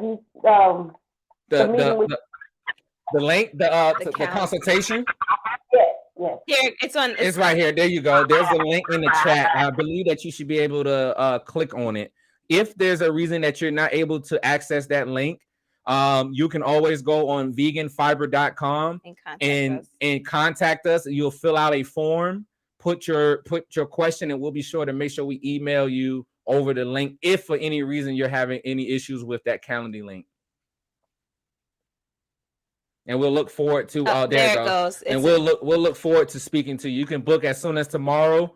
We'll be excited to speak with you there. And get the ball rolling. It's a snowfall effect. Thank you. I'm gonna get off now. You guys. All right, Tammy. You have a good night. Thank you for joining. All right. Talk to you tomorrow. All righty. So case closed. We would like. So would you like to come on the live? I saw you in the chat. It seems like you may have some things that may help someone that's watching. So case closed. Would you like to join the live, man? We'll love to answer any of your live questions that you may have questions on. Feel free. So anybody that's tuned in, comment where you're following us from. Comment your questions. Comment your concerns. Comment your journey. Shout your business out. Shout out your products. Yeah. You know, this is an opportunity for anybody that's watching, you know, to get involved, because since I've been in the Seamoss business, I've seen so many things where I've shopped for. I've seen soap, I've seen body washes, I've seen shea butter, I've seen a lot of oil. I've seen things that as a Seamoss lover, I really support. So anybody that's here that want to get anything out there, go ahead and comment. We'll bring it up and highlight your business, highlight your product, highlight your question or anything. So don't hesitate to drop a comment. Yeah, and we'll bring you right in and do the live here. I think that was awesome for her to come on there, and I love it when we get the guests to come in because the interaction is so much more fluid, and you know it gives them a chance to get into deeper detail. We can dive in more. You know, the response time back and forth is better. You know what I mean? It's awesome. Yeah. Yo, we came along. I just want to pause real quick and just say, yo, we came a long way on this live because me and Julian done talked 4 hours before on the live without any of this gimmicks that'll make it look better. Like I remember times where it was looking like we was in the struggle together on this live. So shout out to us making it, and it costs money to have this setup right now. So God is shout out to the both of us for making that investment together. You know, anybody that's tuned in, I just want y'all to understand Julian is a very, very unique person that I believe that he's in a very purpose in his life right now, and he's been a blessing to many people, including myself, just to have someone like-minded and trustworthy and have a lot of passion, you know, like God. I mean, you get on this call with some people. Like I've been in business with people that get on. I mean, they come across so holy, and then you just don't understand why they're lying. It's very rare to get the uniqueness. So I just wanted to. You're gonna get me emotional, but Kirby, I laugh. Sorry to interrupt. I laugh because I still remember our first conversation, and I had to I was like, dude, no, you can trust me. You can trust me. And he was just like, yeah, that's what everybody says. I'm like, no, I'm not like other people. He was so much.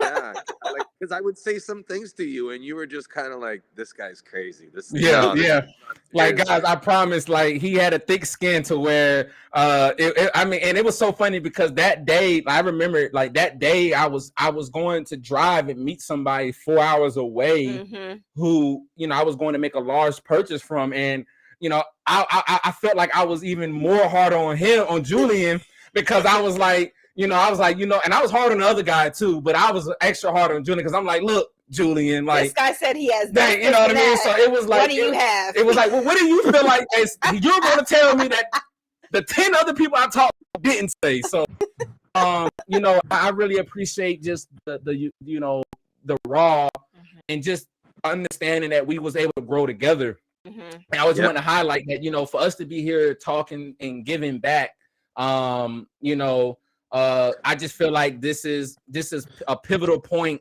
in our careers to be able to find guys. Running a Seamoss business is just as much as Julian said. You get what you get what you put in, and we live and die behind our brands. Like me and Julian are up very early doing this, and we're going to bed very late doing this, and understand that some operations for people may not take as much time because you may not be at a level that may require that much time. But for people like us that live and die by this, I can rest assured that it's been times where he's in the car and we're on the phone, we jump right out of the car and we're still on the live, packaging or just doing a lot of things. Like it's been, like I said, this has been a lot of blood, sweat, and tears behind this, and it's just it's beautiful to just be here doing this because like I said, we it's not that we don't have time to do this. Believe me, right now I probably would love to be doing something to prepare me for tomorrow. But we do this. We make the time. Yeah, we make the time. Like we make the time. I feel like anybody can make the time for anything they find important. And so I really appreciate it. It's been times where he's been getting kicked out the place where he was at because they're like, dude, you've been in here for 4 hours, lights going off, but we just want to use that time, Dude, my family, like, they're sick of Seamoss. That's it all day long. Like, I'm in the car. I get in the car. I'm talking to a farmer. I get this. I wake up. I'm in bed at like 2:00 in the morning. I'm messaging someone in England. You know what I mean? And they're just like, oh, fuck, put that thing down. And I'm like, no, I can't. Yeah, because it gets addicting really quickly.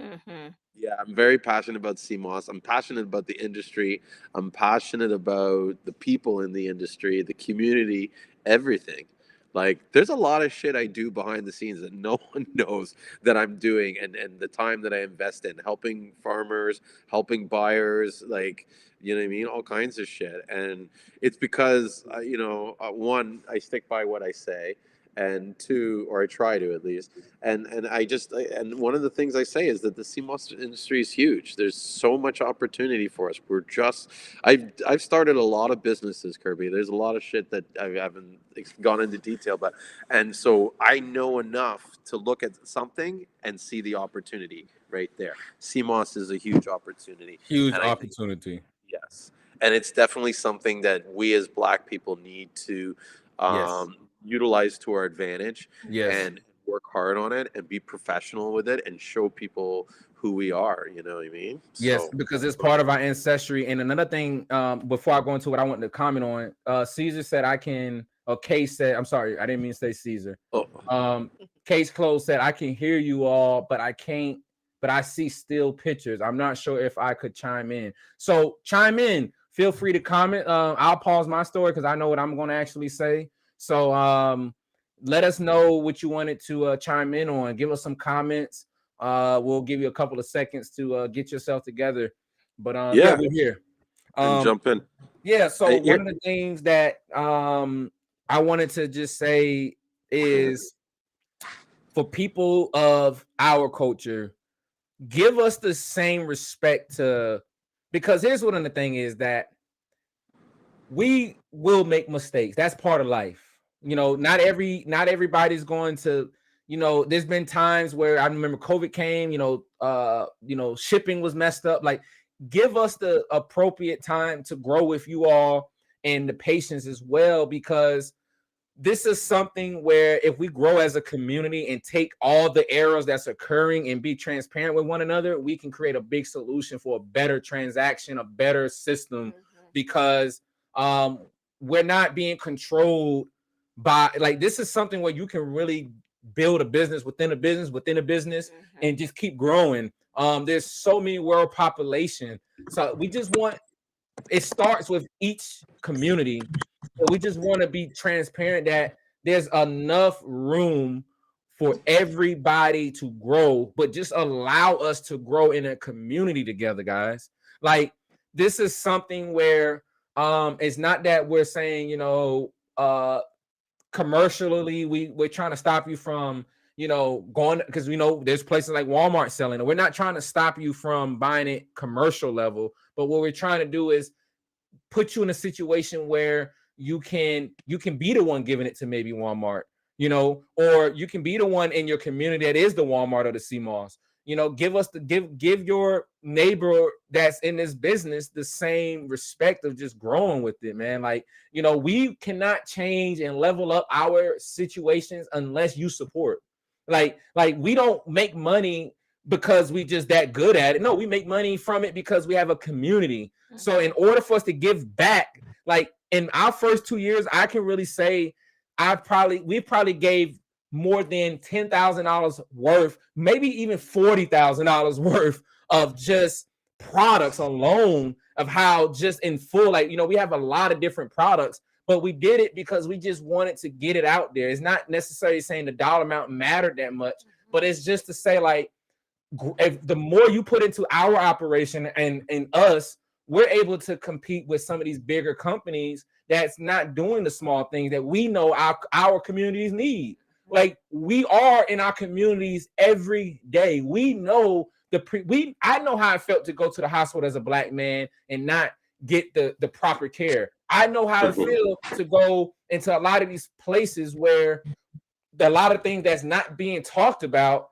we're not getting the same attention. And even just the Black care. Let's just say we talking about the minority in full. Let's just say we're talking about the lower class people. Like, let's just talk about the grouping of it. Like, everybody can relate to some of these things we're talking about.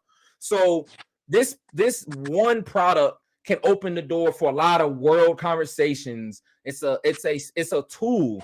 So do not look at it as just one thing. Look at it as something that you're investing into being able to grow with. So that's the only message I had, is just plug into a local community or just somewhere where you fit in. So case closed, said I'm good now.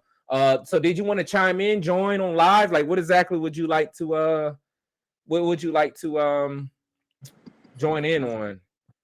Because I'd love for you to chime in as well. So if anybody wondering that maybe new, we're just discussing Seamoss, obviously, the Seamossology ultimate guide for principles, techniques, and tools. A little bit of the backstory about the authors and how we got started, and just small things. Yeah, let's actually. I've been thinking about this. Want to see if we can check out your website. Love it, man. I would love this. How do I see what I'm doing? It was just on. It just went on. I just saw it. I know. Oh, okay. You know what it is? I can't look at me while I want to look at me while I'm watching you. Oh, okay. While I'm watching the website. Let me see if I can do it like that. I think I got it now. You navigate this way better than us. Huh? You can navigate all of this way better than us.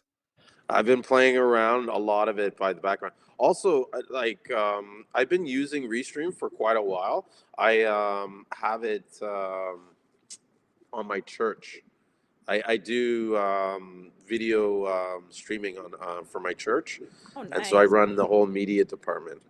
So we use Restream as a way to. There should be a way in the Restream to share the screen and just have the window. Anyways, I'm gonna just do it like this. I don't think I need to see myself. I'll just look at the website and talk. So I like the new website. It's very clean. Thank you. And you know, the images are great. Here's some of the products. The Mama's Tea. You know what? I'm gonna Elderberry go with tea. this. There you go. So you guys are selling the pills. Yes. Yes. So that's our multivitamin. That's our digestion enzyme. It has elderberry. It has burdock. It has Seamoss in it. It has real ginger root. I mean, it's phenomenal. Mhm. And I love it. I love it a lot. We The also have multivitamin. raw in the multivitamin. The sea moss. The Seamoss. You have moringa in there. And all the Seamoss that we use in our Seamoss infused products is Gratiolaria Seamoss. Yes, and we do a Just to very good job specify. at purifying it, cleaning it. We go through Yeah. a very thorough process to reinsure that we got all the purities and things out of, just the process. So we take pride in that. We also have just Seamoss because sometimes you may not want an infused product. So we have just Seamoss supplements. Business owners, you can contact us. We're doing wholesale accounts to where you can get all of these supplements you see on our website in wholesale, so that way you can retail it. We know that one of the things when we started business, we just wanted to make it easier for you all. So not only can you get a guide, but you can also get some of these products at a really, really good price, wholesale. So be sure to contact us if it interests you to want to add capsules to your business that's already there. So you can book a strategy session with us. You can get the products. You can get the information. Even on our website, we show you how to make gel. Yes. When you go to the Seamoss Raw section, you just click the description. We show you how to make the gel.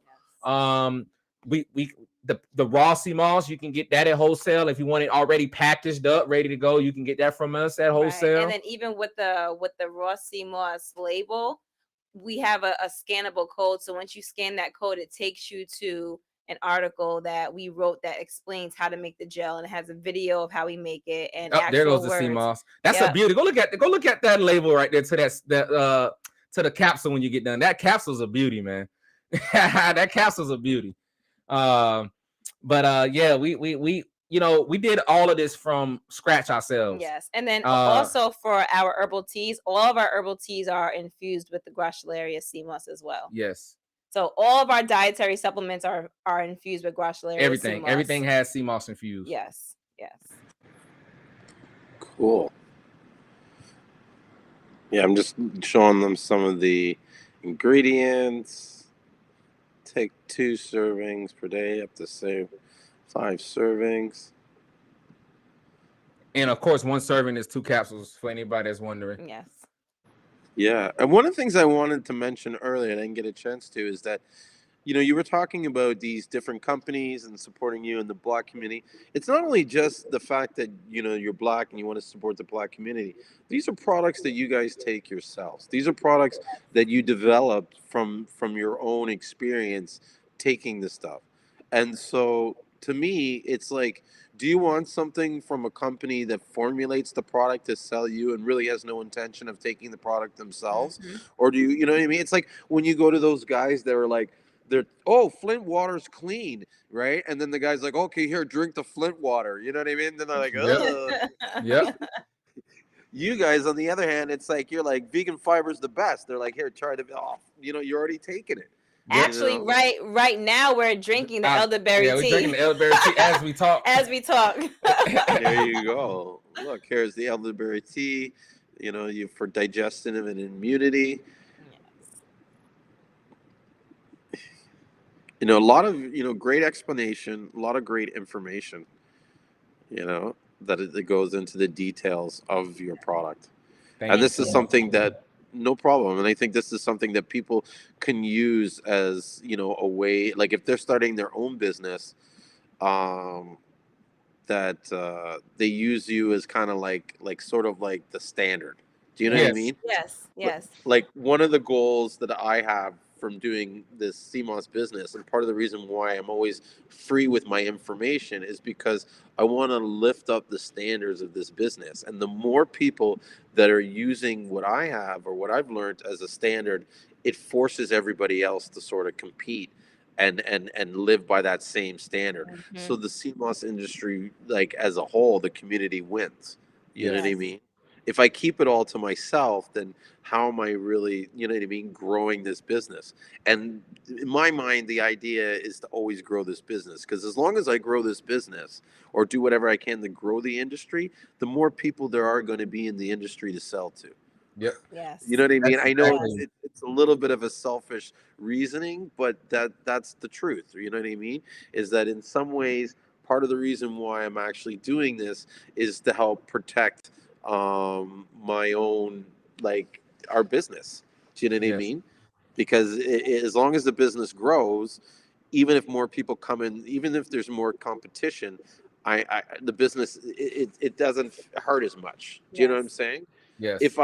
If I only keep my customers, someone can come in and leaves me vulnerable, and once they take my business, then I've lost business. But if I'm always growing the business and always adding people into the marketplace, even if people come and steal the business away from me or some of it, they're not taking all of it. Yep. Mhm. Yep. I agree.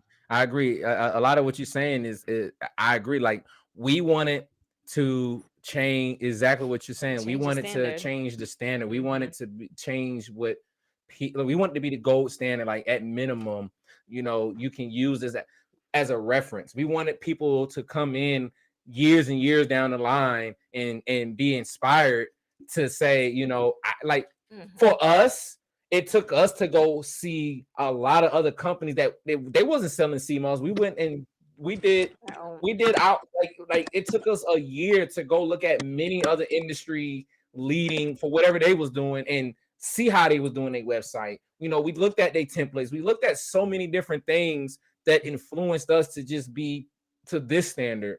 And we know that if with this growing business in this industry, we wanted other people to grow and make this the minimum standard so we all can flourish at a minimum level. So exactly what you're saying, and the integrity, the accountability, and discipline that we have, we want to translate that into the standard. We want our customer, we wanted more people to ask the right, because we're not in the business where we're hiding and scamming people. no. So I want my customers to ask the questions because I'm passionate. I want them to ask the questions that allow me to show them what makes us, the expert, or why they should choose us. And we just want people to ask the right questions, because we don't want people to be asking. There is no such thing as a dumb question, but we just want them to ask more of a informative question that can get them more of a leading question that can get them the exact response they're looking for. So yeah, man, that's it, man. We really appreciate the time that you took to exploit this conversation, and I love it, man. I know that we'll have a lot more of these moments to talk about. And earlier, to your point, I am going to send you that book, so you better get ready. I'm gonna send you that book, and I'm gonna give you that audio, so that way you can have something to ponder on tonight. So you better, hey, you're gonna have something. You're gonna have something coming over to you right after. So that's our gift from over here to you. It's so funny when you said the audio. I thought, I was like, okay, so which one of them is going to be narrating it? So who tells the story? So we actually hired a professional narrator. Yes. So. Wow. So very unbiased. Yeah, we wanted to make sure that, yes. and actually we're going to get this in we're going to get this in many languages. Spanish, we're going to get into French. We got someone that contacted us for Somali language, Somalia. We're going to do our best to put it in a lot of different dialects and languages. So Spanish, French. Yeah, so we look forward to bringing them on. Awesome. Yeah. Case closed. Come on and let's join the link. Yeah, come on. I'm curious to see what his I would definitely say book a strategy. He just said he just found the group, was so hooked on the business. They're a couple weeks in, so I'd love to Come on, Case Close. Come on, Case Close. It's a real creative name you got there too. So, question. So, with us being on the restream, do they kick us out after the 2-hour limit? That's a good question. I don't think so. We're known to get kicked off. I don't know if it's the 2-hour limit or 4 hours. It was 4 hours. Okay, so it might be 4 hours. 4 hours on Facebook. Okay. Originally, when we Instagram. started to cut you guys off, originally when we first started doing these live streams on Instagram, they gave us 1 hour. Then they moved it to 4 hours. I don't know if Facebook has No, it. Facebook good. Yeah. If Instagram got 4, Facebook got 10. Then. Yeah, I think it's got a lot because when I do the church, we never get kicked off on it. Nice. Yeah, and then I guess YouTube is pretty much, you know what I Yeah, mean? it's indefinite. So case closed. I didn't miss his question. He said, "How do I chime in?" Okay, So Julian, you have to post the link. Yeah, I'm gonna Julie post the posted link again.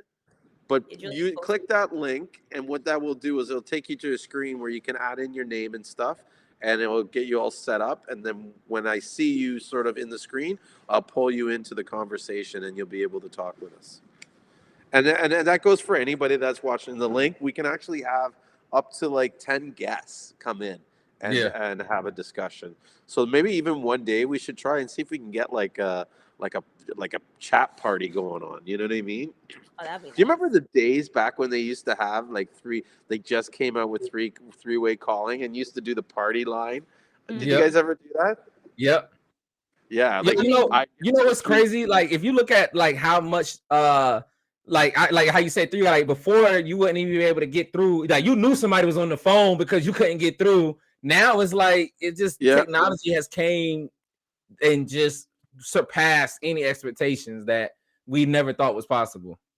Bro, listen. I remember when the country first got touch tones. I remember when they got call waiting, and you used to hear the beep beep, and you'd be like, "Hold on a second, I got a call." Yeah. So excited, you're like, "Hold on." It's over. Oh man! Now I wish there was a way you didn't have call waiting, because now you can even. The other day I had like 3 people call me at the same time, and it was like I was rotating through I had 2 people on hold and I was talking to one, and I didn't even know you could do that. I was like, what? I didn't know you could do that.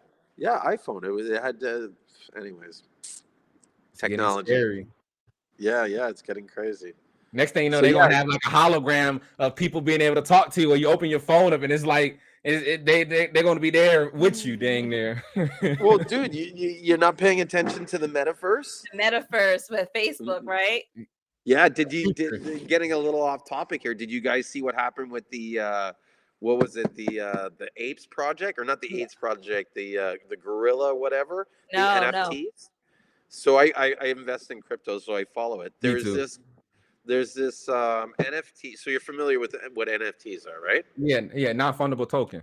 Yeah. So there was an artist that came out with these non-fundable tokens for I think they were gorilla apes or jungle apes. That's what it was called. And so it turned out that the same guy was like racist, and he used to do racist cartoons for Hustler. And so this crypto like took a fucking nosedive, lost 80% value because there was a lot of stars and stuff that were holding on to it, and so they all had to dump it and stuff because it's. And this is what's interesting about society. You know what I mean? It's like none of these guys bothered to research these people. No, it was like, oh, this is the next thing, you get it. It's like, oh, okay. Like there's so much jumping on the bandwagon. It is ridiculous. And then they're shocked when when the shit gets thrown in their face, and you fucked up, and they're like, oh, I didn't know. It's like, yeah, you didn't care. Like you were just jumping on this bandwagon, and and now that it's just there's so much sheep action. You know what I mean? Everybody's following like bah, Yep. And so their popularity, it's turning into a popularity versus authenticity, or just knowing what are you buying into, or knowing your background. And I mean, even with the business we're in, like it's a lot of popularity, and people are being like people are being very misinformed and overpriced, or for a lot of the stuff. So that goes in a lot of things right now, so it's do your research. You got one of the things that my great grandma and them always said, you got 2 ears, 2 eyes, 1 mouth. So it used to always say, do more listening, do more reading, and do less talking. Simply said. So I hope somebody took in from that. It says switch to modern browser. I need tech support. Oh no, sorry, bro. I don't know what to say. Like, is he using iPhone? Maybe, I don't know. Maybe he has like, I don't know. Maybe Maybe do you have Google Chrome or Are Safari? you using a tablet? Or Yeah. I really wish you could join, man. I really wanted to bring you in. Well, definitely book a strategy call with us because you had a bunch of questions and how to get started and things like that. So definitely use that link and book a strategy call with us. Yeah. And that'll guide you to the next that'll guide you to the next place. Okay. You know, we'll do a wellness strategy. We'll be able to show to connect the dots. We'll do some follow-ups. We'll answer any of your questions that you may have. If it's something else that you would like to know that's in the meantime, you can more than welcome to go on the website, get you the copy of the Seamossology Ultimate Guide, and just use that, you know, and also book that call. That strategy call was going to be key to your next chapter on really getting started on whatever your goal is. He said if you download Chrome, that may fix it. Yes, and Chrome only takes 2 seconds to download. Yeah, I think because with the iPhones, it's the Safari, and I think there's an issue with the software that they use on the iPhone. That's why I asked him if he had an iPhone, because I think I've had the similar problem. Yeah, I wasn't able to join in because the browser I was using was Safari, and it's kind of limiting.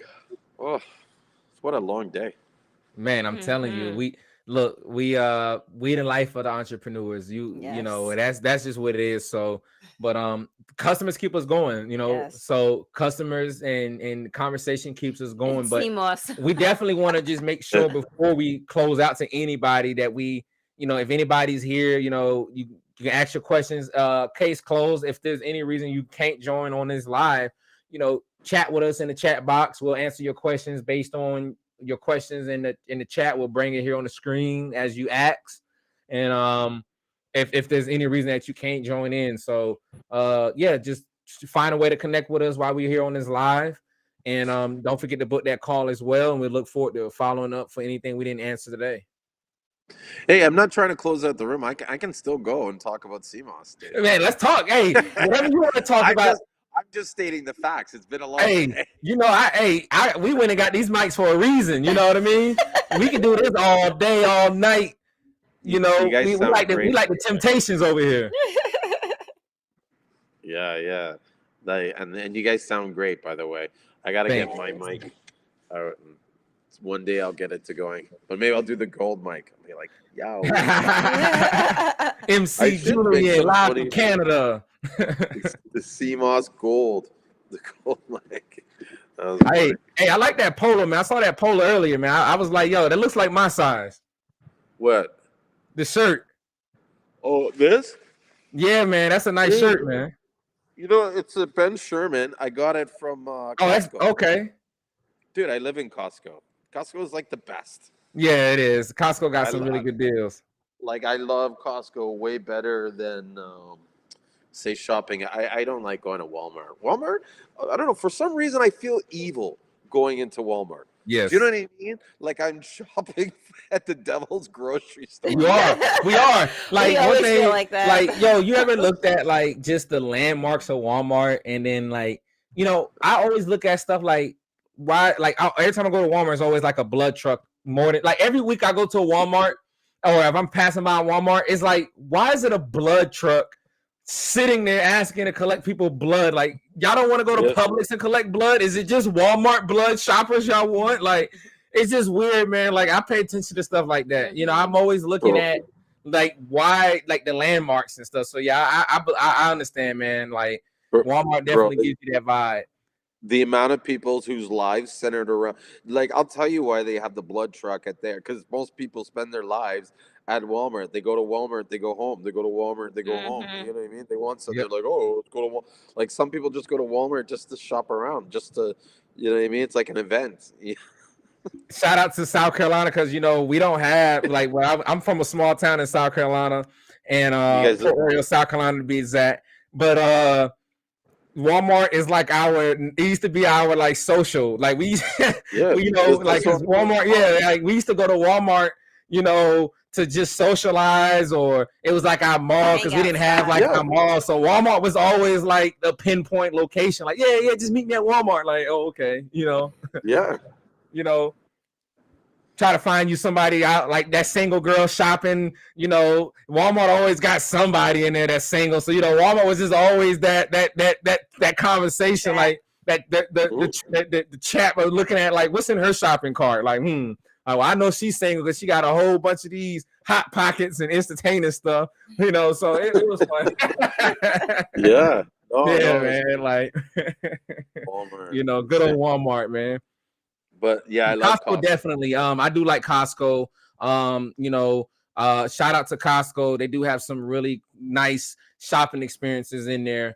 That shopping in bulk. Yeah. And like even one of the things going to what we was comparing our business to in the beginning was we wanted to be like that Publix. We wanted to be that Costco. Like we saw, like you go to Walmart, you expect to spend and save money. You go to Walmart expecting to have these cheap products because it's Walmart.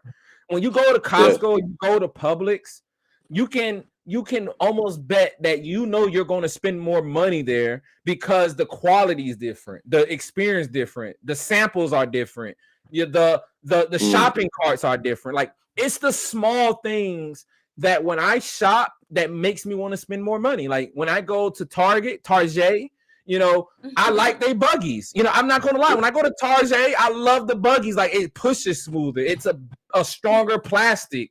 It's red. It's it's a different experience. That's what we wanted to do with creating our community-driven company. Vegan Fiber was exactly that. Like we wanted to have that experience. Like we respect everybody's dollar. People, we work hard for our dollar. We wanted people to have an experience where when they spent that hard-earned dollar, they felt comfortable. They felt with gratitude. They felt with integrity. Like, we wanted people to have that feeling. And that's everything that you saw on the website earlier was that experience where, you just have the better standard at shopping. It's not to say that we're discrediting anyone else. We just wanted to let people know like, hey, we can do it. You can do it. Let's make this experience unique for people. So even just the products, not even just so much of the look of it, just the product experience. We just wanted people to have that Target experience. Like what's Target? I've never heard of that before. Target. It's Target. Do you guys have so Target? They call it Target? Is that a new way of calling it? So if you want to sound fancy, you're like, Target. Yeah. I went to Target today. It's like been a running joke in America for some time now, but it's like, we went to Target. But it's interesting that you brought that up because it's something that I've been noticing lately. Like, because I watch the Seamoss group that we have, right? I see everybody posting and stuff like that. And one of the things that I see that, it's just like, okay, something needs to be done about this, is I see too many people focusing on price. Do you know what I mean? Trying to get the lowest price and stuff. And it's like, there's so much more to the whole business than price. Yes. I'll be the first to say I don't have the cheapest price. Yes. But I guarantee you I have some of the best service. And one of the things I was saying just the other day to someone is like, people may be able to beat me on one or two things, but they can't beat me on all. And that's where I think your business needs to focus on. Don't just focus on price. Focus on the service. Focus on the product mainly. Focus on your relationship with the supplier. Super important. Focus on the customer service, the knowledge, the aspect. You know what I mean? There's guys I know in the Seamoss Buyers Club, you know what I mean, that are paying, I'm charging way more for the Seamoss and they know they can get it cheaper. But at the end of the day, there's not too many people that you can call at 11:30 at night, get a hold of him, place your order, and have it packed and shipped out the next day. Yep. You think about that, Kurt. Ask yourself, how many times have you called me late at night, any hour of the day? We get it done. We get it done. We get the deal done. Yeah, I'm available. And that's, to me, that's the service. That's the why you're paying a little bit more money when it comes to St. Lucian Seamoss is because we're always available. We have the best product. We have great Transparency. service. Yeah, it's very clean and it ships fast. And if there's a problem, I'm available. Yep. Mhm. You know what I mean? That's, And that's serious. That takes a lot of integrity because people they just go missing after a transaction or so, Mhm. or when things you're not, like I told people, you're not gonna always just get in this business and it's smooth sailing. There's a lot of things we just can't control. The mailman delivered our books the other day to the wrong house, and I'm like, dang, like it's my book that we own. We wrote it, but you how can you ship our books to the wrong house? But it's things that we just can't control. So it's like what you're saying is perfectly right. Like, and even when you go on your website, guys, this guy has some maybe over 2,000 reviews. I don't know. It's a lot of reviews. 214. 200, yeah, 200. I mean, he has. I mean, I read them. it's inspiration, to see whatever he has done that has worked to where people feel the need to give them their feedback. It says value. I'm a review shopper. I'm the person that's going to leave a review. I'm the person that's going to talk about my experience. If I had a really bad experience, believe me, I will write a review about that. And I just wanted to commend you on just being able to reach that point where you've built the integrity in your service around transformations in the product sales itself. Thank you. And I can't take. and I need to leave a review because I feel like I be getting on live so much. I'm like, I'm a walking billboard for it, but I'm going to actually leave a handwritten review because that's what I need to do. So, and what's funny? Last year I went out and took some time. I tried my best to go back and do the small things that I know as a business owner count. Sometimes we get so lost in the doing all of the other things, but I always try to take time out throughout every year and go back and look at the places I shopped at and write a review. So I'm going to make sure I do that because I know how much it counts from, and that's why I always try to comment and do all the small things because somebody needs to see that transparency. Can I be full honest and full disclosure? I can't take all of the credit. I encourage everybody to copy this. I offer a 20% discount if you write a review. Right. Nice. And I don't do that to solicit positive reviews. I do that because I believe if you're going to take the time, even if you like the product, if you're going to take the time and help me out by leaving, something well, I got to give you something. It's a give and take. Do you know what I mean? And so I recommend everybody, one, get a review site, a thing on your site. I know this is going to hurt my business because now everybody's going to be competing with me, but get a review section on your site. And then two, offer something for people to give feedback. Don't expect these guys to always give it for free because I don't give reviews for free. Even if I like something, I'll tell my friends.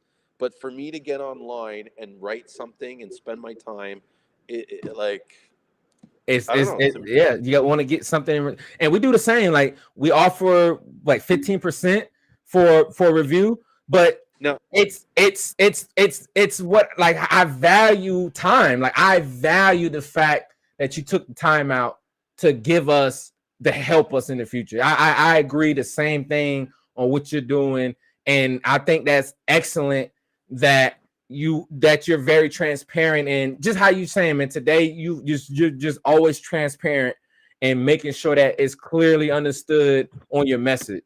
And I encourage anyone, even if it's business to business, customer to customer, you don't understand how much a review helps the next person who may not have the confidence to shop with that person. So just stay in tune, stay plugged into your community. Yeah. And I'll just say this, I give it to you whether you like first. So I offer it before you give the review in order to get the review. So whether you give a positive review, a negative review, you still get the discount. Nice. That is, I think, is important. It has to be unbiased. You can't sit there and say, well, if you say something positive about me, I'll give, you know what I mean? That's shady. But to give it to someone for whatever, good or bad, then, you do that. I'm gonna bring Negative reviews help too, man. Like I studied a lot of other businesses, and anything better than nothing is better. You know, one, negative reviews allow us to grow on a business level. It allows us to see what didn't work, what made it allows us to grow. Second, it shows that we're still human. Like sometimes even when I go on certain websites, I'm like, like I'm just always looking at certain things. Not saying like if the product's that great. I'm not discrediting with some of the websites I've been on, but I do look and see like what is the authenticity of these reviews. Mm-hmm. Is it repetitive? Is I just look at the small things. Yeah. So I think what you're saying is huge. You could tell whether or not it's written by a real person by the language. It's very hard to make up reviews. You know what I mean? Yeah. Like it's impossible. Is that case closed? Yes. Nice. Thank you, brother, for coming on tonight, man. Live. I can't hear you. You got to open your mic. All right. Can you hear me now? We can, man. What's going on, brother? What's your name? Where you coming from? Where you following us from? From Waimama, Florida. Nice, man. How you doing today? What's your name? Pretty good. My real name Corey, man. I go by. What you go by? What you go? You can tell us what you go by. I go by Case Closed. Oh, okay. All right. yeah. Long story, man. Long story, but my wife. Quick story. My wife actually kind of brought me in the whole Seamoss thing. I kind of knew about it from like watching Dr. Sabi videos and stuff like that because I'm a big like health fanatic. You know what I'm saying? I try to find like the healthiest stuff. You know what I'm saying? The most real, nutrients and stuff like that. So when my wife was telling me about the Seamoss Buyers Club on Facebook, I'm like, Seamoss? Like, okay.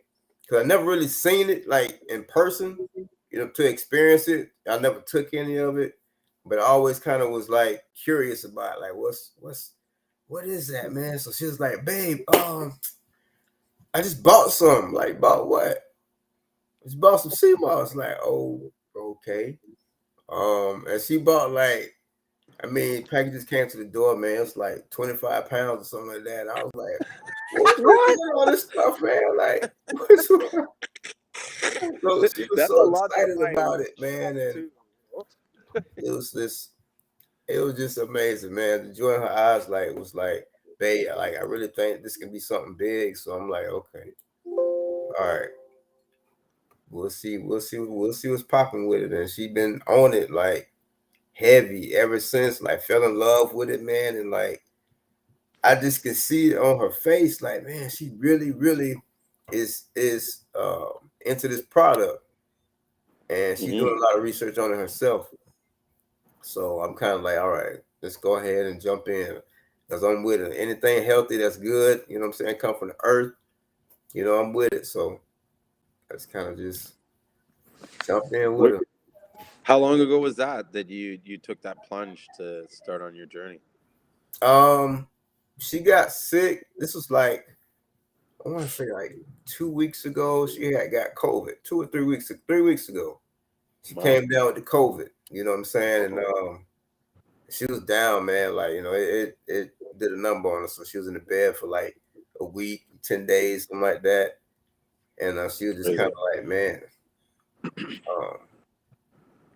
I would like to try to, start living a little bit healthier. You know what I'm saying? Try to put good things in my body that I know can fight different diseases because, you know what I'm saying? You might not be able to go to the doctor all the time. You know what I'm saying? So, and we don't like taking like prescription meds and nothing like that. So, we decided like, you know what? After she got sick and everything, like she did all the research on it. Before she presented to me, like, hey, I'm gonna go buy this stuff, and blah blah blah. Didn't come to the door. It's like, whoa, boom, boom. All right, so, but that's the main thing is the health, the wellness, the well-being. We have children, so we want to like kind of start a generational health. People talk about generational wealth, so we want to like try to introduce like healthy things to them so they'll know. You know what I'm saying? The difference. And I was like, man, that's, this can really be big, man. So ever since then, when the product came in, man, we've been like running, man, buying blenders and ninjas and all kind of stuff to try to get the Seamoss game going, man, because I see what it can do. Yes. Yeah. Myself. So, and I see, I mean, just looking at, what I'm saying, y'all, man, and y'all like really excited about it, man. Y'all like, hey, this is the ticket, man. And me and my wife, like, we have a business already, but I mean, this is different because we in like the jewelry business. I ain't gonna go into detail, but this is more organic and it feels like it'll help people more. You know what I'm saying? So that's the benefits that one of the benefits of having a product like this is, look, this is gonna make you feel better. Yes. Somebody else feel better. You know what I'm saying? So that's me and her like we like to see people doing good. So that's another fact that kind of helped me decide to kind of, all right, let's do it. Let's do it, man. So how have, not to interrupt you, so how has so from the moment you got the Seamoss, how have y'all been incorporating in your lifestyle so far? Well, I started taking it like right off the bat, man. Like she made the first batch, whipped it up into the gel and stuff like that, and I tried it. She can't really, take it raw like me. I don't really care. I listen. If I know it's good for me, I'll take it. If it tastes like onions or something, it don't matter. So I just take it and like, wow, this stuff actually make me feel pretty good. Instantly. Yeah, like instantly. So, my actually, and then her friend, she has a friend in Georgia, that got a hold of some, and she sent it to her, to my wife, and then that's when my wife kind of was like, okay. She cleaned it up, and she should come in because she's sending me messages right now telling me what to say. Come in here, but anyway. So yeah, so after I took it, I was like, man, this is pretty good. So I started telling my mom, like, hey, you ever try Seamoss? Yeah, I bought Seamoss before, blah, blah, blah, such and such. I buy from such and such all the time. I'm like, oh, okay. I said, but is it like working? She said, yeah, I put a little bit in my coffee in the morning or whatever, and like a teaspoon or something. She said she put in her coffee. I said, I probably don't really do that, mom, but okay. Yeah. I'm not getting the full benefits of it. And so from then, that's when my wife was like, started just telling people about it because she started enjoying just like blending the stuff up and putting it in jars and trying infusing, putting fruit inside of it and all of that. And so she's like, this is kind of fun. I like doing this. So, and then it just started taking off slowly but surely. I mean, like quick. People, it does. It'll happen. Yes. People like interested of like what it seems like. They know what it is, but they don't know what it is. So they're very inquisitive and want to know and want to taste and touch and see. You know what I'm saying? So it's almost. I mean, it's first of all, congratulations on you all's journey going from just from being interested to actually jump starting.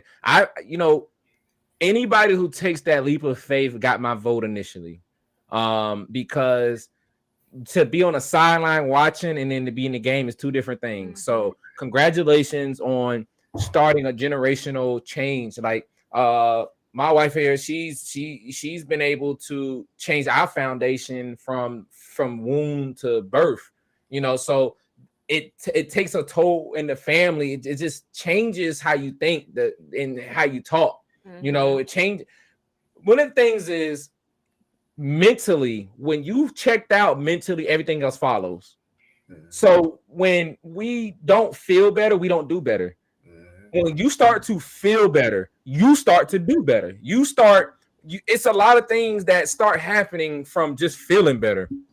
And early in my journey, I was wanting to just feel better. And then I started doing better and I started becoming better. So I know that that's going to be the same thing for you. So my question to you all is, where do you all feel like you lack expertise at right now? I would say it's you starting to get into like shipping the products to people, so to customers. So that's one of the the issues that we're kind of dealing with is how to ship, how to package to ship. And that's one of the things we kind of, packaging right now. Yes. We haven't really got any labels going, anything yet, because we still, in the call it incipient stage. We just got like a little smolder going on. We ain't like a full blown blaze yet, So we just kind of just, playing as we go, like trying to find different things, different ideas as we go along day to day. Today I made like a little commercial or I thought it was cheesy or whatever, but she liked it. She was like, I'm going to post this, So it's about some gummy bears. So I started making like gummy bears, looking at recipes for gummy bears and all of that. So Nice. Nice. Can I throw something in there? Don't worry about what you think is cheesy or not. Like, just put the stuff out there. Let the market decide. Where is it? I'll give you an example. Where is it?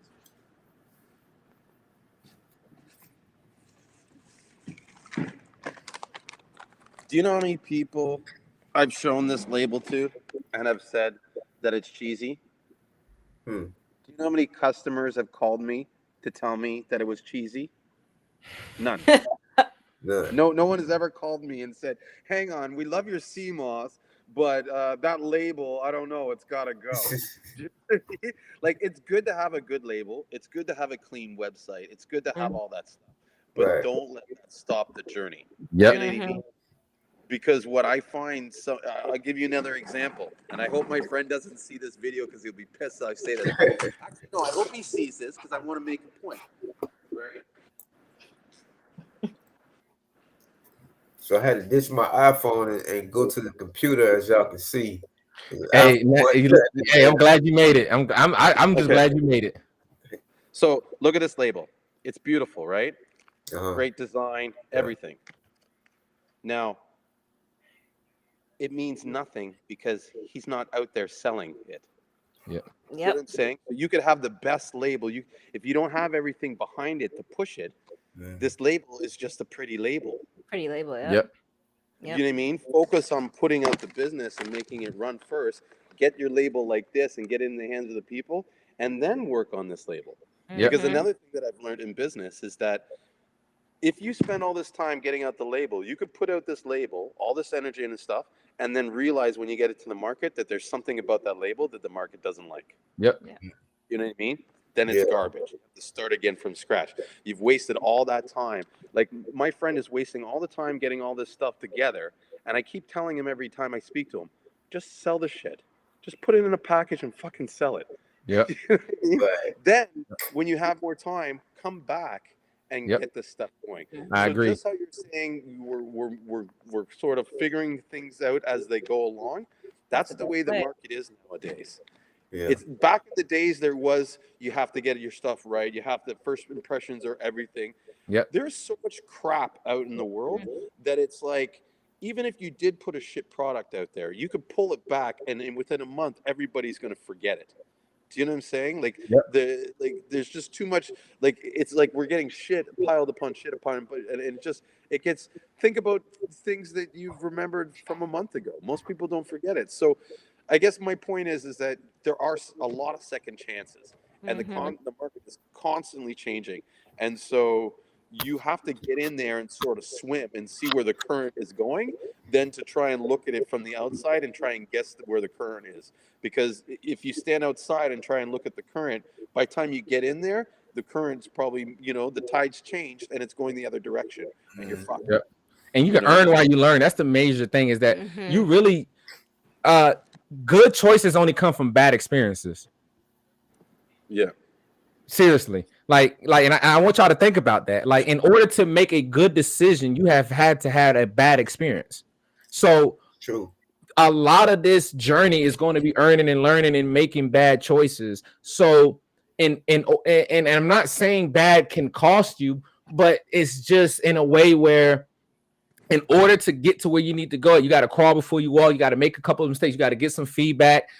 We've had numerous of things early in our journey where we had busted jars, we had Seamoss arriving to customers. I mean, we went through the learning curve of spending a lot of money to figure out how to package. Yes. You know what I mean? We started out making a lot of mistakes, from buying the wrong Seamoss to, I mean, we made those mistakes and we did it proudly. We was being transparent with our customers, letting them know, like, hey, we are doing our best to put ourselves in a situation to be better for you. So now that we made our rebrand and we're doing all the little things that now may look a little better on the surface, we've serviced over 2,000 clients organically. Organically. They met us, they knew us, they had an experience.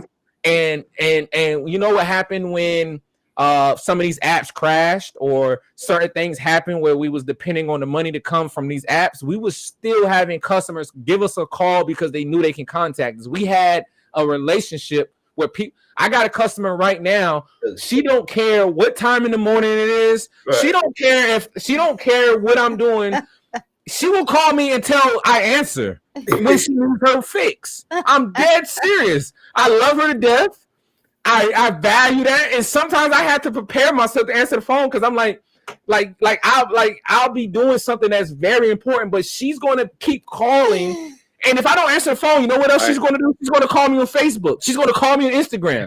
But that's fine because we built that relationship to where she knows that I'm going to service whatever she needs. I'm going to make it happen. Right. So not every time that I've sent her packages, it's been times where, I had old labels sitting around. I'm like, hey, if you need this product, I don't have any of the labels that I normally have. I got to give you some old stuff, but it's coming. It's okay to have those moments because when you do get to where you're going, your customers are going to validate you. They're going to ride for you. They're going to stay with you because you were able to give them something which is a relationship. You was able to make it a personable and not just you was able to customize that experience. So, and let me tell you, sometimes it's good to just be fresh and let them know I'm new into this because this is what happens. Sometimes when you become the expert too soon, it becomes to where it's like when we're watching famous people, we're always watching them to see the imperfections. We don't go and look at Denzel and really always just admire him being Denzel. We go to say his teeth is too big. Well, why did they buy those new veneers? Or we go to those people criticizing them very early because we're looking at them as the expert. Sometimes when you're new, it takes the pressure from you knowing everything, and it's more so about your transformation. How you got on this call and talked about what it has done for you. People are going to buy into that because they can relate to being new, excited, and ready to get into the product. If you get on this call being the expert, you're going to have to always go into the next thing that's going. It just takes away from being at that point. So do embrace being new, embrace the atmosphere of just being the student, and many other people that's in that same journey with you in your community will really grow with you as you become the expert, as you become a senior advisor. As you grow, they're going to grow with you. But do not rush feeling like you got to know everything. Sometimes it's good to embrace that beginning start. It's a really good way to leverage being new at it. And just to add on it, people respect authenticity. Just be authentic. If you don't know something, you don't know something. Do you know what I mean? They know when you're full of shit and you're lying and you're talking crap. At least I know when people are.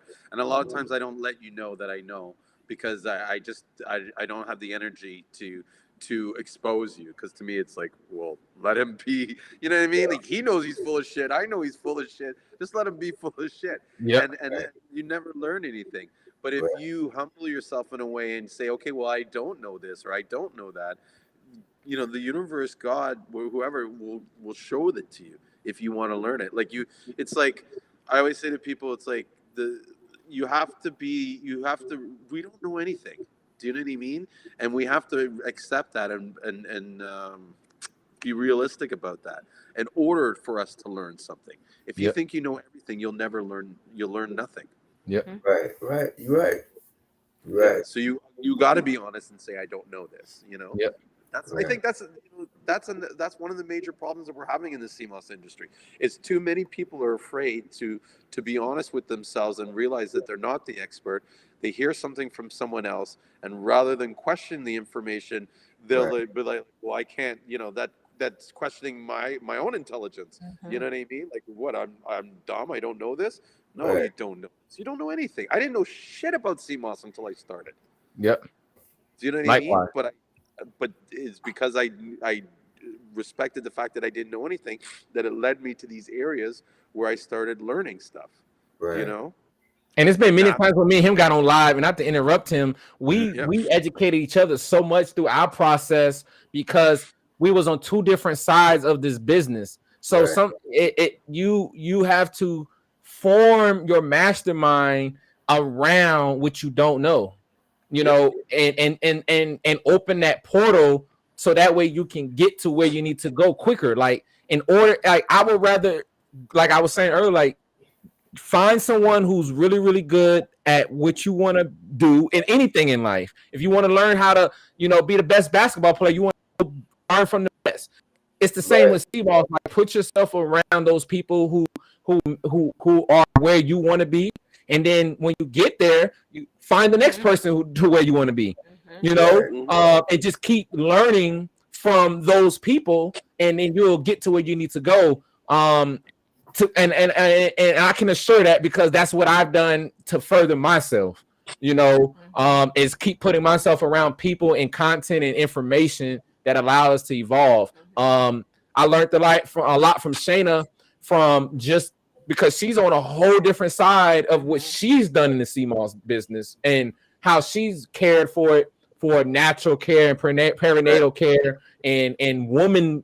Like one thing is that if you study the woman's anatomy, and I learned so much just learning so much from what it done for her, and that gave me, like how you have your wife who went through her recovery, or these are things where you can take and be a student, because there's been times where she wasn't feeling good and I had to really understand how to apply this product that I stood by. So take all situations and take it as a learning curve, you know, and evolve into one big boil or one project of just references and just and things that just come along the way. So that's my advice, is just take everything as a learning curve, and don't be afraid to not know, you know, and don't compare your success to what may look like other people are having, because I know the days where we, like what may have looked on the outside, we was putting a lot of work on the back end that didn't, and we got caught up on that. Like, you know, it's like, man, we putting all this into it, but we're still not here on the back end. So don't ever look at what someone else may look as success and figure that you just got to have that, because there's a lot of things that either went on to get to that point, or some things that may look like it, that's really not it. So yeah, man, I mean, that would be something that I would just advise anybody in the beginning to you know, take those steps and whatnot. And a lot of the things that goes back into an essential guide. If I had something like this guide in the beginning when I started this industry, I believe that I would have got to where I was going a lot quicker. You know, just understanding the things that I know that each one of us would need to understand as a guide. You know, it's almost like, you know, having a Bible. You know, that Bible that you able to go to, you're able to pick and choose different scriptures at different moments in your life to get through whatever that situation is, whether that's rejoice, whether that's pain, whether that's whatever that scripture was needed. You're able to go and use that as a guide, a tool. You know, you can look at it as the same thing. Like whatever way you want to look at this guide, it's just a map. It's somewhere to help map out where you're going, where you're headed. You know, so that's what this guide is. That's what CMOSology to us is just a guide. It's a tool. It's a concept. It's a formula that works. And then you find a way to where if you see a recipe in here or you see a regimen, you make it custom to your niche and figure out what it is that makes it unique to you.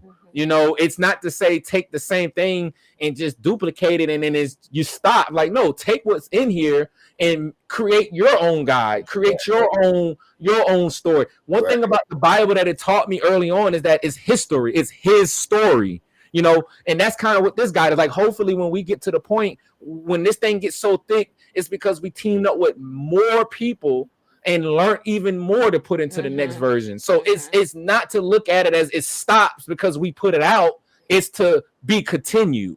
You understand what I'm saying? And that's our message, is that we want this to continue because we need other people to chime in. We need more people to tell us what worked for them. And then we're going to create more volumes of this in more ways to just keep evolving as one. And I hope what I'm saying makes perfect sense, because sometimes in Julian way, sometimes I get so graphic, so carried away and graphic. He be like, dude, like you talk like this. I'm like, you know what? I'm one of those guys that just have to try to paint a picture for people to understand. So it's an inside joke to me and him. But you know, I hope y'all can relate to what I'm saying and I didn't get too carried away. Yeah, but I want to drop in some gems, like, to help him out, because he talked earlier about issues with shipping.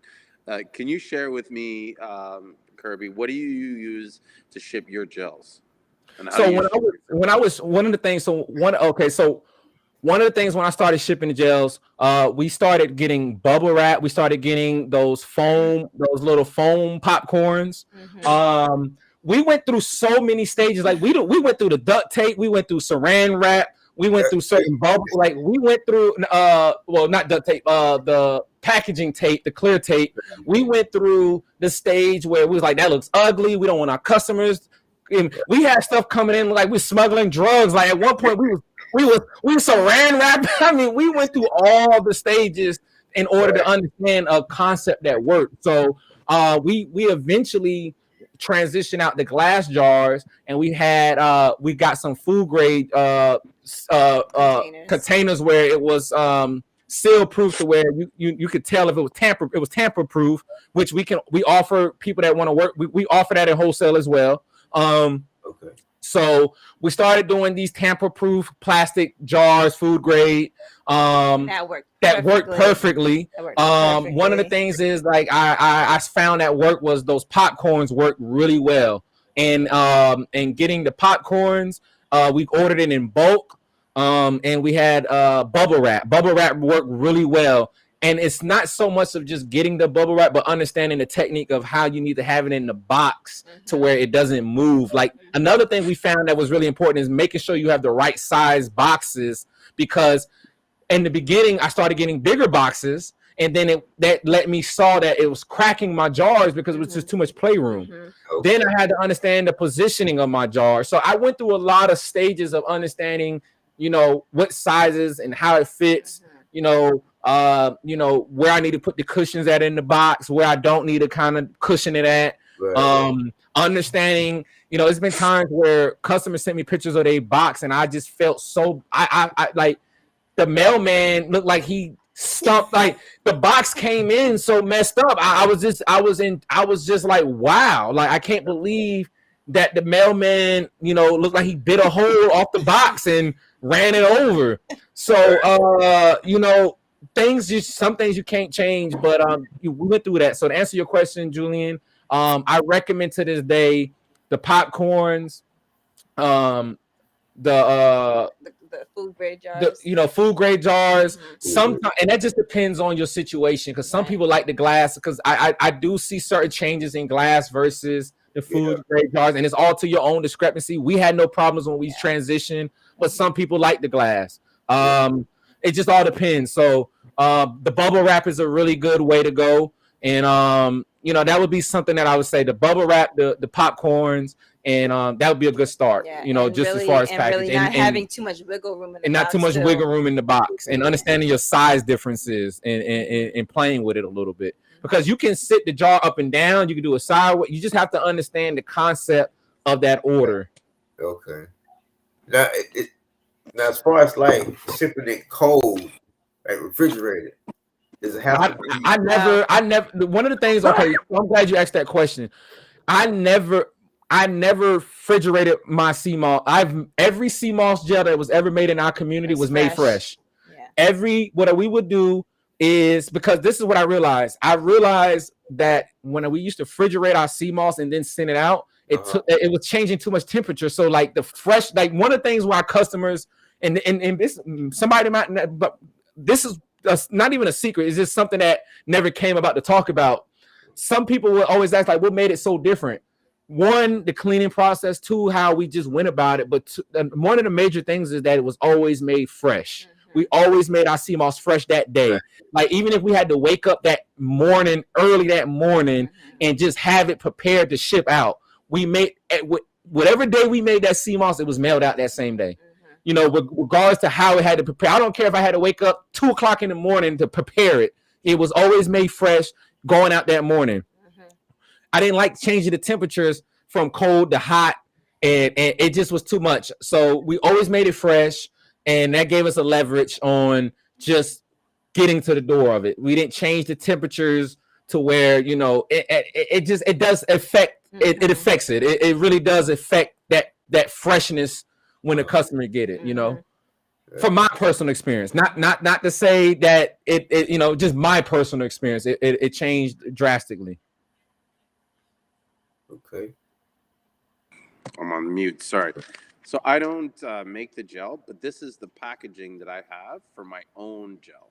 Wow. So what I do, because I'm like don't have a lot of time, I go and I make up like maybe 3 months supply of gel, and then I package it in these containers, and then I freeze them. And so I have them freeze, and then I usually take them out the night before I have them. And so they you know, they have the spout here. These ones, there's two different designs. One has the one where you fill it from here and it goes in, and then the other one has one that has the top, where this is used with a hot iron. The only thing I don't like about this is that it tends to sometimes not be clean, and so I think the other ones are better. But these are meant for food grade. I get them from a company called Pouch Makers. So if you guys want to check that out, and I mean, that's nice. That's nice. Yeah. It's good for on the go. Pardon? It's That's really good for on the go. Yeah, this is a 250 mil, and for me to show you, Kirby, like I probably eat about that much a day, so I'll take that and squeeze. So I'm not up to your half cup yet or 16 ounces. Oh no, we don't do even half. Wait, we do. You know, we doing. I personally do. I probably do over 30. I probably really do about 64 ounces to 32 ounces a day, personally. Like personally, like and like I mean, and that's me being nice. That's me really saying. That's really me being nice to say only 64 ounces a day. Like that's me really being nice because I would say minimum. I'm almost doing probably 64 ounces of Seamoss a day minimum. Personally, for me, you know, I've never felt better in my life. You know, just like a smoothie. It really is. I find we make handmade waffles because we're plant-based vegans, and we're 100% committed to that. And so we've tried to put Seamoss and some of the things we talk about in this guide is how, and that's what gives us the more credibility when speaking on consumer to someone else. And we wrote this book half and half on a consumer base, but also as a business owner. And we knew what we wanted to put in this book that's going to jumpstart someone's business, but also personal use. And we really infused a lot of our everything we eat throughout the day, from quinoa to our homemade waffles, down to our smoothies in the morning, down to like anything that we can do. Even in our bathrooms, we got gel that we specifically make to where we put it on our skin, and our hair. The gel, so the water that so I was one of those people, like I'm like that guy from Everybody Hates Chris. I'm the dad. I do not like wasting any money that I invested in. So I try to maximize my money everywhere I can. So I used to take the water. I used to get a cheesecloth. Sometimes I drain the water, use the cheesecloth. You can drink it. We water our plants a lot with the water from the Seamoss that we soak. We use it for skin. We use it for bath water. We use it for hair use. We use it for a pre-poo. We'll make our homemade shampoo with the water. I mean, we try to use because it nurtures everything. Seamoss nurtures everything. I even saw a study of where they're starting to feed the animals the seaweed to get them stronger now. Yeah, the cows. The cows are now eating the seaweed in their food. So I mean, it's like, yo, if Seamoss don't help it, then I don't know what to tell them, because it's literally been everything in my life up until this point. You know, it's just been everything. So I try to use Seamoss throughout the day, because it's once you learn how to maximize it becomes inexpensive. You know, you know, you're not spending the money that you would spend on going to the doctors and like all the products that we go out there and spend all this money for. You start to see that if I use Seamoss in my lifestyle, because one, using it, two, anything goes in. Our skin is the biggest organ, you know, so it makes you start thinking like, okay, if I consume it, it sweats out. If it's just everything, man. So, you know, yeah, that's it, man. Maximize it for your uses to whatever in your lifestyle you need that void at. Okay. Yeah. So is that okay? Now I read something about Seamoss taking it as like a post workout, because I like to work out. Really good for post workout, pre and post workout. I had a client that's a bodybuilder, and he used to take a lot of what is it? Start with a C. Creatine. Yeah, creatine. And the creatine it has so much crashing effects that it clogged up his stomach. It was hard on his system. The part that when we got started with this business is that it was so advertised for its alkaline and all these other things that I just didn't understand. When I started understanding the fiber and the macro and micronutrients of Seamoss, I started to understand what ways throughout the day I needed to use it to jumpstart my journey. So one of the things for post-workout and pre-workout is it helps with the muscle recovery. It helps with the oxygen of that the blood needs to deliver to these points in your body. It helps with muscle building because of the amino acids. It helps with joint swelling, your flexibility, your mobility. Because it has because of the collagen. You know, the collagen is really good for muscles, the skin. A lot of the things that our body makes up is from collagen. So these are the things that once I was able to pinpoint the scientific things and understand that what gave us more of the research is that it's still a seaweed. Like, even if you don't believe in Seamoss, let's just go look at the history in the Japanese culture and all these places that thrive just from seaweed. And Seamoss is just a seaweed. This name Seamoss is the grouping of these seaweeds that falls along the line. There's over 100 species of Seamoss. 10 of them are commonly only really used, but there's over 100 species of what we would classify as Seamoss. So understanding seaweed, which is one of the first which is the first chapter in our Seamossology book, that introduces you to opening your mind to take the focus off of just the Seamoss. It takes your mind off of that. It puts it to understanding the sea vegetable and understanding that we still have land vegetables, but we also have a part of the ocean that's the sea vegetables. And the sea vegetables all day is what I would love to live off of more than just land, because the sea is a hidden treasure, man. It's some beautiful things that comes from the sea, gold, and it's a lot of things that come from the sea. So I encourage anybody to start learning more and get comfortable with learning more that's been suppressed to us. You know, we've now in an era where we can get the information. It's not that this information hadn't worked. We had no way to connect across the world. Like, some of the people I talked to was herbalists and people across the world. Thanks to the internet, I was able to have these conversations to start learning what was 20 years ago, 30 years ago, not possible. Right. You know what I mean? So the internet gave us that connectivity to where we was able to make those world connections to other people and learn the traditions that people are dying. Like people, when one thing about traditions is that if we don't get it in a book form or learn it, it dies with the person when they leave. Yeah. You know, so I took my focus to learning traditions and just wanting to exploit it more. I'm not the creator of this. I didn't make this. I'm just was able to find it and put it in front of you. Like I didn't go out there and just started making this information up. It's all out there. You know what I mean? I just was able to source it and deliver it into a way where it becomes relatable and use what I trusted for my reaction. You know, I trusted my body along this way to where I was the experiment. You know, I did what people say we wasn't going to be able to do. Like And casting. you know, I did a lot of things. We did a lot of things that was advertised to not do. Absolutely, yeah. Like you said, man, it's something that's organic, man. You can just, I mean, you don't have to manufacture it nowhere. You know what I'm saying? It's growing in the water. Somebody pick it. You know what I'm saying? Ship it, dry it out, ship it to you. Boom, man. And that's what kind of sold me because it's organic. It's natural. It's not like other things that we're doing. You know what I'm saying? That me and my wife are doing that we're really not wholeheartedly interested in.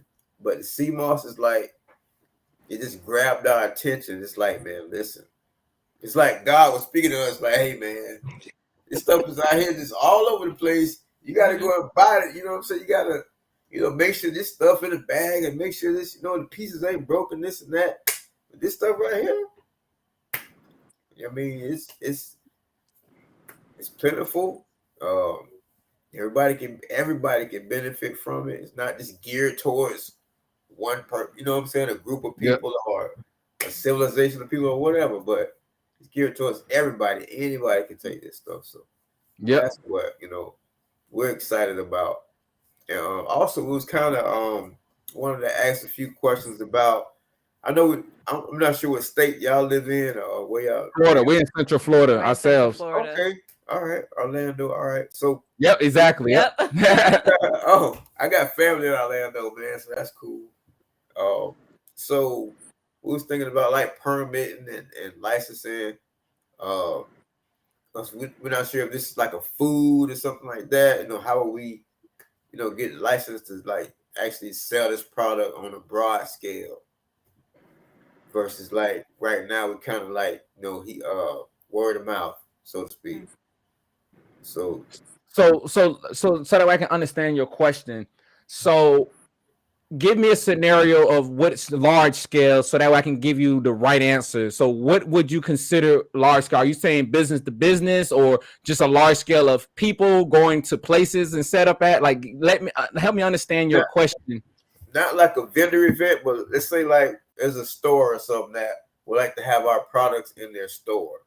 You know what I'm saying? What kind of like license or excuse me, permit, you know, whatever we might need for the legal side of it to actually sell this product to this company or allow them to sell our stuff, you know, in a legal your disclosure statement. So on those disclosure statements, when it says this product has not been evaluated by the FDA, nor I plan to cure, treat, or prevent any diseases, that alone right there is your disclosure that swim at your own risk. Number two is, you know, having, you know, of course, small things on your back end, you know, just your limited liability company or, you know, just small things on the back end that kind of covers you just as far as being a registered business in America to say, hey, I'm a registered business and I'm operating with these classifications. When you're doing these LLCs and you're doing these things, it's more important to understand your product and putting your classifications. So then that way, when you go to a larger scale or you go to these places and you're selling this product in retail, you're already classified for, you know, whatever your target market is. So for instance, like, of course, if you're doing like a food truck or something, that's a whole different permit because you're selling, you know, these foods off of a food truck. But having this business in an LLC and classifying as a natural herb company or a natural healthcare product, you're fine with your disclosure statement. Okay. Yeah, if you want to go as far as in the future of doing a certificate of analysis, do not hesitate, because yes, there's pros and it's no cons really. It's pros. The only con is that it costs you to invest. But the pros is like, hey, if you want to add a more sense of security, let's say you want it to be more commercial, state the nutritional facts. Just state the nutritional facts, you can do that. But don't feel like it's a limitation from getting there, because this is still you have to understand that when you have to get certificate of analysis, that's because there's a chemical or certain things that this is still a herb. It still classifies as an herb. It's organic. It's natural. Right. It's not a medicine, so we don't have to fall underneath all those guidelines for medicine, because it's not a medicine. It's an herb. It's natural. You can go pick it from the water, Right. So you have to look at those discrepancies and understand that we're not classified in medicine. We're not selling a manufactured good. This is still a natural herb. Now, so people do also manufacture Seamoss. So, sometimes they may have that certificate of analysis to verify that there's no heavy metals and things like that. But that also comes down to understanding your source. So, for example, our Seamoss raw comes from protected waters, and protected waters meaning there's no ships or no, a lot of those bad things that are in the water. So, Right. so we know it's a good quality. But Seamoss can be found all throughout the world. So, people may want to get a certificate of analysis just to verify that any of those toxins and metals and things like that aren't actually in their product. But that kind of just goes back to knowing where you're getting your product from. Yeah. Okay. Certificate of analysis. Okay. Never heard that. So, that's good stuff. Good stuff. So, Yep.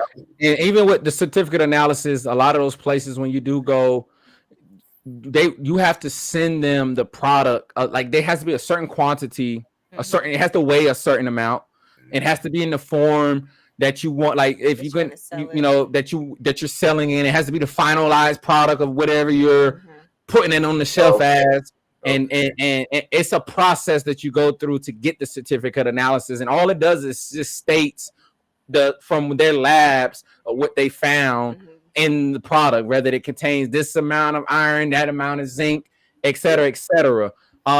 So like I said, as far as permits, like let's say you was looking for a permit for something local to sell at the Walmart, like that's a different thing. Like you go to your county, you can apply for the permit. This allows you to sell at these places where, if they do a permit check, like, hey, yes, I'm permitted to be on this property, blah, blah. That's a separate, and now you can sell. Like, so permits is not so much of a hindrance on large scale or small scale. It's so more so of understanding what are you doing that will require a permit for that customer accusation. You know what I mean? So I hope that answers your question to my best knowledge. And then even having like a sales and use tax, form on you, yeah. And it really depends on the state, but in Florida it's like the sales and use tax, and just kind of just being at standard with the Florida taxes, you know what I mean? But that stuff is all minor, and just filling out a form and making sure it all checks out right. But that has nothing to do with like what you're actually selling. It's just showing Florida that yes, I'm a business. Yes, but also in Florida, you don't have to charge taxes on a lot of products, especially like Seamoss. You don't charge taxes on Seamoss because it's a tax exempt product. Like a lot of the herbs and things like that are tax exempt in Florida. Yeah. Okay. I find a lot of times this paperwork that you have to do with the state or whatever regulatory body, it's more about just registering your business and who you are. These corporations want to know who you are in case there's an issue or there's a problem. There's no way to verify your product every time you're about to sell it, or else there'd be, more stringent rules. But if there's a recall, if there's some kind of issue, if someone gets sick, they want to be able to, like, trace it back to, you know, Right. who the, like be able to make sure that the name on the product matches the person who's actually selling it and stuff, you know. Yep. Okay. All right. And now you say you had some questions. So what other questions you got? You got me in the hot seat now. I'm just getting back warmed up. My spidey You're like- senses going on. You're like P Diddy. You're like, where is it? Where's it at? Come on! I know you got some more stuff harder for me. Come on with it. He just Let me see if downed my his- wife texting me. Hold on, Wonder she's in the other room, laying in bed, texting me questions to ask. Let me see what she got. Oh man, bless her, boy.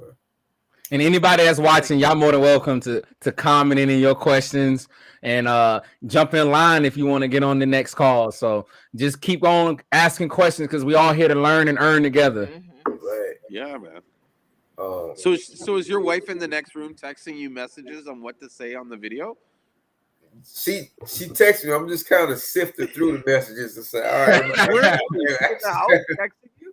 you know what I mean? So Is she she in the probably, I house? think she watches still.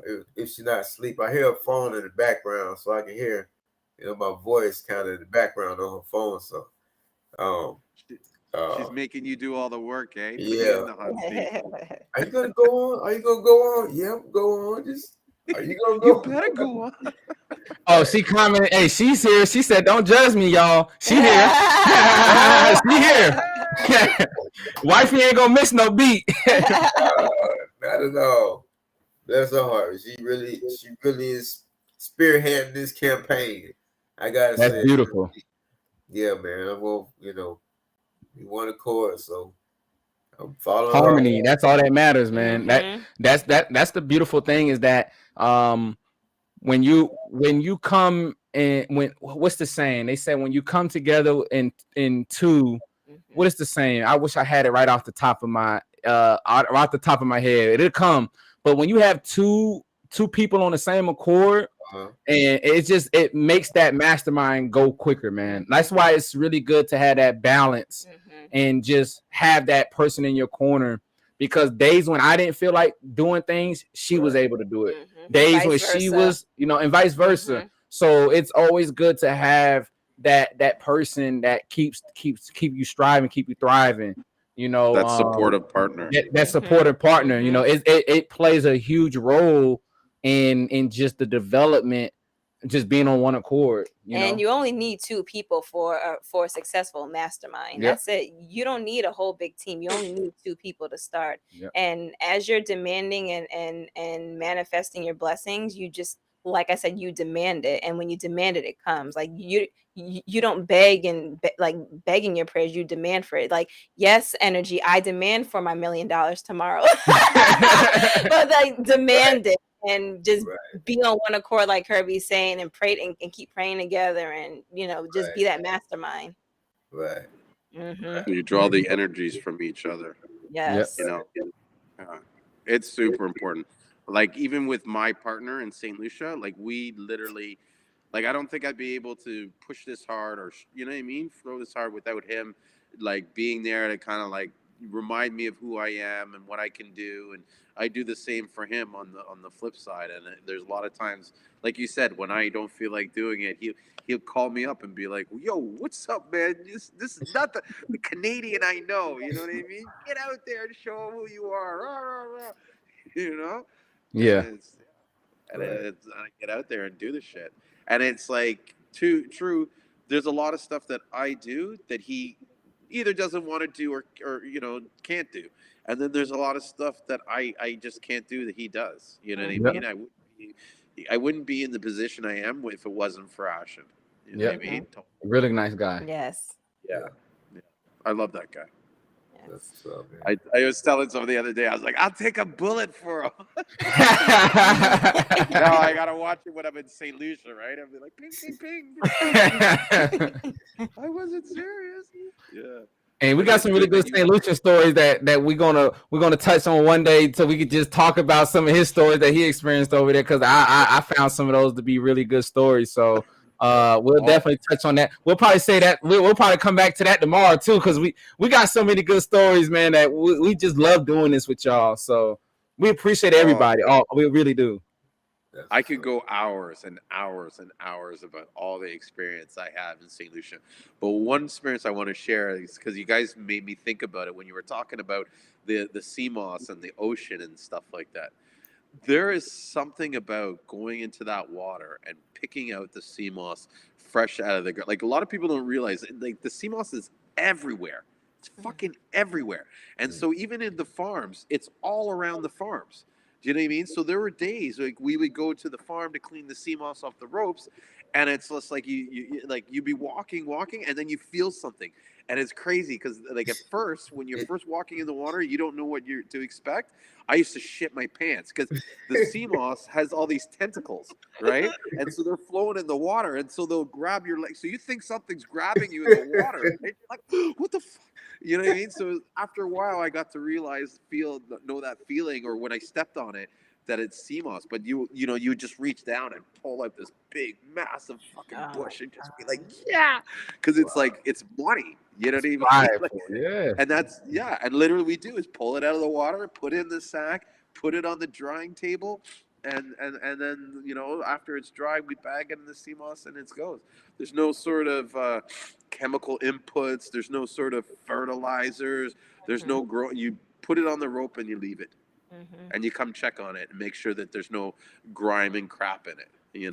While you talking about that, I want to pinpoint something in the book because we already here. So one of the things that we talk about in this book is really for people to understand why rope farming became popular. And because of the demand, the demand and the technique that was established with it is very unique to learn the story. And I'm not gonna go too much in the story because I want to leave y'all a little bit to read, but it's a very, very unique way when you understand how this became popular in the West Indies. When you start learning that rope farming is not what we consider harvesting Seamoss is really rope farming. And when you start learning the traditional value that it had for the West Indies, you will respect what it took for them to get to that point. It was something that really made it unique to their waters and their tradition. It's not looked down upon the way that we are starting to manipulate this whole term wildcrafted in harvesting. So I really just want to commend just the people of the West Indies that trailblazed the way that many other places adapted this technique and evolved from this one technique that was established there. So once you start learning this whole experience, and Julian, you can correct me anytime if I'm saying something that you don't agree with, but I feel like once people really start learning the history and just the traditional use of these techniques that we're here in America starting to put a label on, you'll really start respecting the uniqueness and organic way of life that these people was paving a way for. That at the time they had no idea that probably was opening those type of doors for. So shout out to every the people that was around to trailblaze the way. I believe your wife asked what the book is, or I'm pretty sure that's who it is. So the book is called Seamossology, the ultimate guide, principles and tools. The ultimate guide of principles, principles, techniques, and tools. And you can find it on www.veganfiber.com. The links is posted also in this chat. We have it available in audio, paperback, and downloadable. Nice.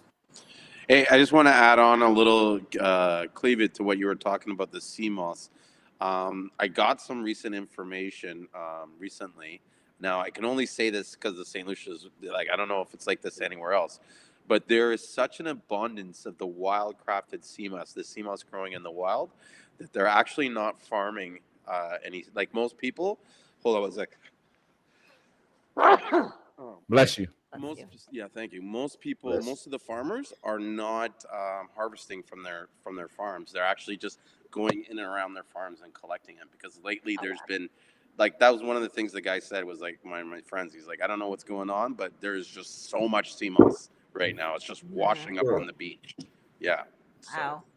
just So thought I would get it. that actually goes to show that these years of sustainable farming has actually helped the ecosystem and produce more sea That's moss what that because it means. started late 70s and 80s. So it's been Yeah. 40 years of sustainable farming, and now we're seeing and just overgrowth of just sea moss everywhere, which is great. So Yeah. this is a way to So that's actually a way. Yep. save the Yep. waters. That's what it is. Yeah.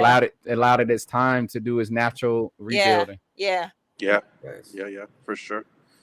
Yeah. There you Well, go. no, I there was actually a shortage of sea moss in the wild back when I was there in March. Maybe not in March, but more in the summer. Hmm. And that was one of the concerns I had about like wildcrafted sea moss is because a lot of the divers were being reported going into areas where normally you wouldn't collect sea moss, right? Because it's not the cleanest area, and they had to get that because there was no sea moss around. Do you know what I mean? And so, people are always raving about this wildcrafted, but sometimes, like, unless you trust and know the divers, personally, I would be concerned because it's like these guys could be pulling it from anywhere. You know what I mean? And Hmm. like, I'll know that. I remember this. My uncle, I asked to go get sea moss before I ran into Ashen. I had my uncle do it, and next time we do the thing, I'll bring the picture I of remember the the picture. You remember how pissed I was, right? Oh my gosh. It was just like, what the, like, he literally, like, looked like he dragged that shit through crap. And it just had all this twine on it and plastics. And so, like, people don't realize that there's a lot of garbage floating around in the ocean. And Hmm. so you get it from these wrong areas or these areas where a lot of human activity is. You know what I mean? You're going to get a lot of trash in your sea moss. And you don't want that trash, you Nope. know? I So agree. sources are super important. You know what Yep. I mean? Definitely. Yep. And I know, case closed, you're going to have to go. So there's something that's telling me about one other tip I want to share with you, and that's the shipping. Hey, did I ever share this with you, Kirby, about getting the cheap shipping labels? No. What would you? So What would tell me more? I use Pirate Ship. Well, That's actually, I lied. yeah. I don't use Pirate Ship. I found Pirate Ship because I'm in Toronto. I can't use it. But if you're an American and you're shipping products within the United States, I recommend that you sign up an account to Pirate Ship, pirateship.com. And what they do is they'll give you a huge reduction on your, well, they do UPS now, but I remember seeing them on USPS. And some of the shipping rates were like as low as $2-3 to ship some CMOS. Wow. Like it's a sick, Yeah. sick price. We So actually use that. the ones I use in North America and Canada is NetParcel and Secure Ship and eShipper. They're both companies that sell the shipping labels cheap. And I then remember you mentioned it to me a while ago. I actually do remember you mentioned it. You did mention it before. yeah, and I recommend I'm going to do this soon. Is I'm going to go and talk to UPS directly, and I'm going to see what kind of terms I can negotiate. Sometimes it even depends on the guy you get on the phone. You know what I mean? He might just give you a good deal because he likes the sound of your voice. I know this. I've been on the other side of the phone working in jobs where I had the leeway to do it. I was just like, oh, I like this guy. I'm going to give him a ton of shit. You know what I mean? And so who knows? So yeah. Pirate Ship is really good though. We use that. We was using that with our other business, shipping products through Pirate Ship, and it's very easy to use. It's like he said, it's real good rates, like really good, like better than UPS, because you can get the actual postal service to ship your packages for like almost half the cost sometimes. So that's a real good website way he mentioned. So can you let us know that do you have a name of your company yet, or We what Yeah. people maybe can find you? Like, I want to give a shout out to your company, you and your wife's company, and hopefully we can bring some awareness to where people maybe can find you all, contact you all, platforms. Just give us a shout out of where we can find you at. You can find. Well, we don't have a right now. We kind of just everything's on Facebook under Gina Renee. It's my wife's name on Facebook, so she posts a lot, you know, as far as like sales and stuff. Like inbox me for details right now. But the name that we came up with is Divine Immunity, as far as the name of the company. So we thought it was kind of You cool. said Divine. Yeah, Divine. Our first company that, because we started this company underneath a different brand, like literally the transition went from one company to other. Our first company was called Divine Herbs and Healing. Wow. So I love it, man. If you don't take anything from this call, you know, book that consultation, get a strategy session with us. Even, you know, another step would be definitely getting the ultimate guide, but definitely book that strategy session so we can just tailor a conversation around you and your wife concerns, or where you feel like you lack expertise at. Let's form a strategic plan to just be a stepping stool, so then that way we can just graduate to other things. And you know, let's accelerate this dream, because you all are a very a light that needs to happen in the community. I can see it. And we don't want it. We don't want it to be derailed by not having the confidence to go out there and do it. You all are ready. You know, you all are ready to do it. My wife is an engineer by trade, and before we went into this journey full time, we had to make some really big decisions, because we both was in a career, and I was a full-time entrepreneur with other investments I had going on at the time. So we had to really make some decisions from something that she still have student loans out for. Right. You know what I mean? And things that I had pre-investments in, I had to pull out. So do not feel like no one has been in that situation to have to leap on faith, you know. So definitely book that call. You know, let's show you, you know, at whatever pace you all want to take it at. We'll create a plan. We'll make sure that we give you the most informal information to get to where you need to go at. And, you know, let's just prepare for the success story. All right. Sounds good, man. Well, yeah, it's a pleasure meeting y'all, man. Thanks for meeting you too, Kason. Kason, close. And I thought it was case closed, but I saw it said Kason close. So shout out to Kason close. I put my last name on there on accident. It's case closed, man. But I appreciate all the info, man. Like, this is very informative. You guys are like down to earth, man. I'm glad y'all sharing your story and, you know what I'm saying, your thoughts, and giving us, you know, good energy and all of that, man. So I appreciate it, man. And listen, we'll be watching, man. Next time y'all come on, you know, but make sure we stay interactive. Sounds good, man. Thank you so much, man. And we hope you have a blessed week, and we look forward to having a follow with you all. No doubt. All right. So I saw Tammy have something in the comments. So hey, Tammy. So you want to? You can answer it. Oh, you answer it. Okay. So so we have 3 different versions of the book, Tammy. You could buy in print form, which is the $197. You could buy it as an audio book, which is the $59.99, or you could buy it as an ebook. So there are 3 different prices that you'll see.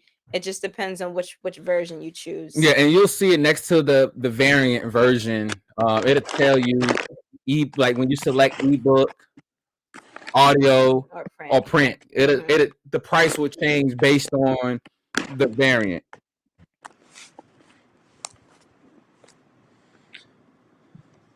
Nice. What a great show. Great stuff.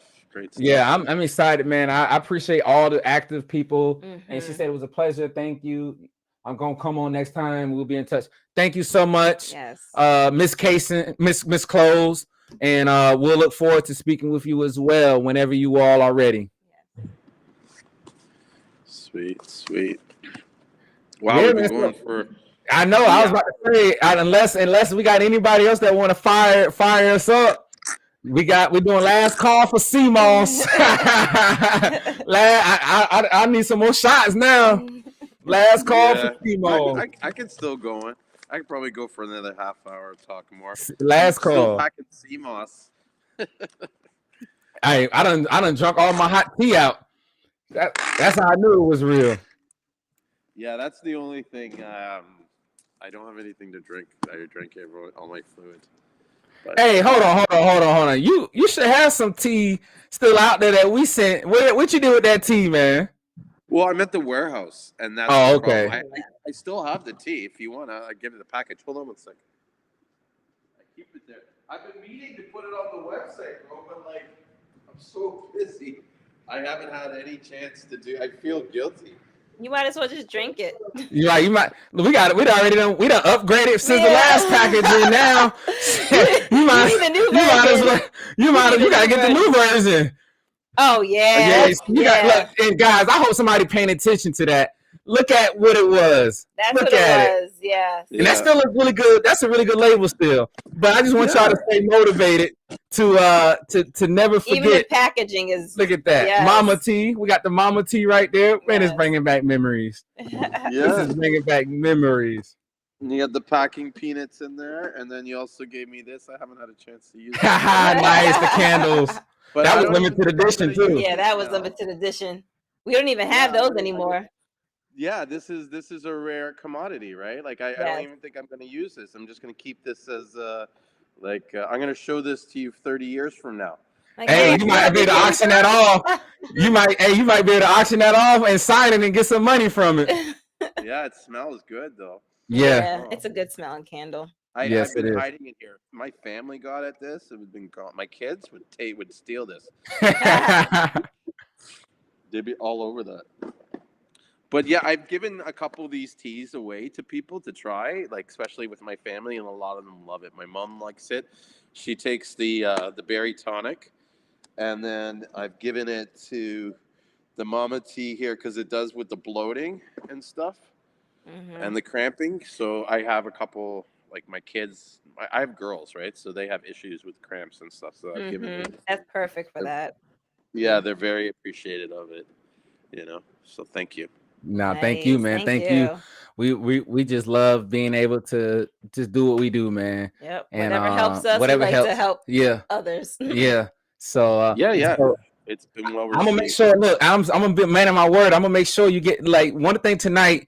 We're gonna make sure you be able to have that listening to that Seamossology. You know what I mean? That's gonna be something that you're gonna really. I know you, and I know, I just know that it's just something that you're really, really gonna enjoy.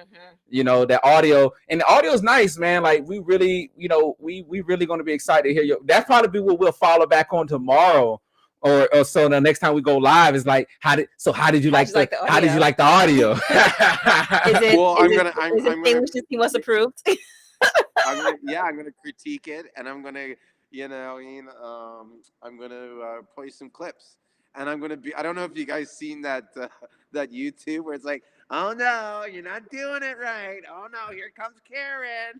But I know the Karen running joke. Yeah, that's gonna be me. I'm just gonna be like, oh, you're not doing it right.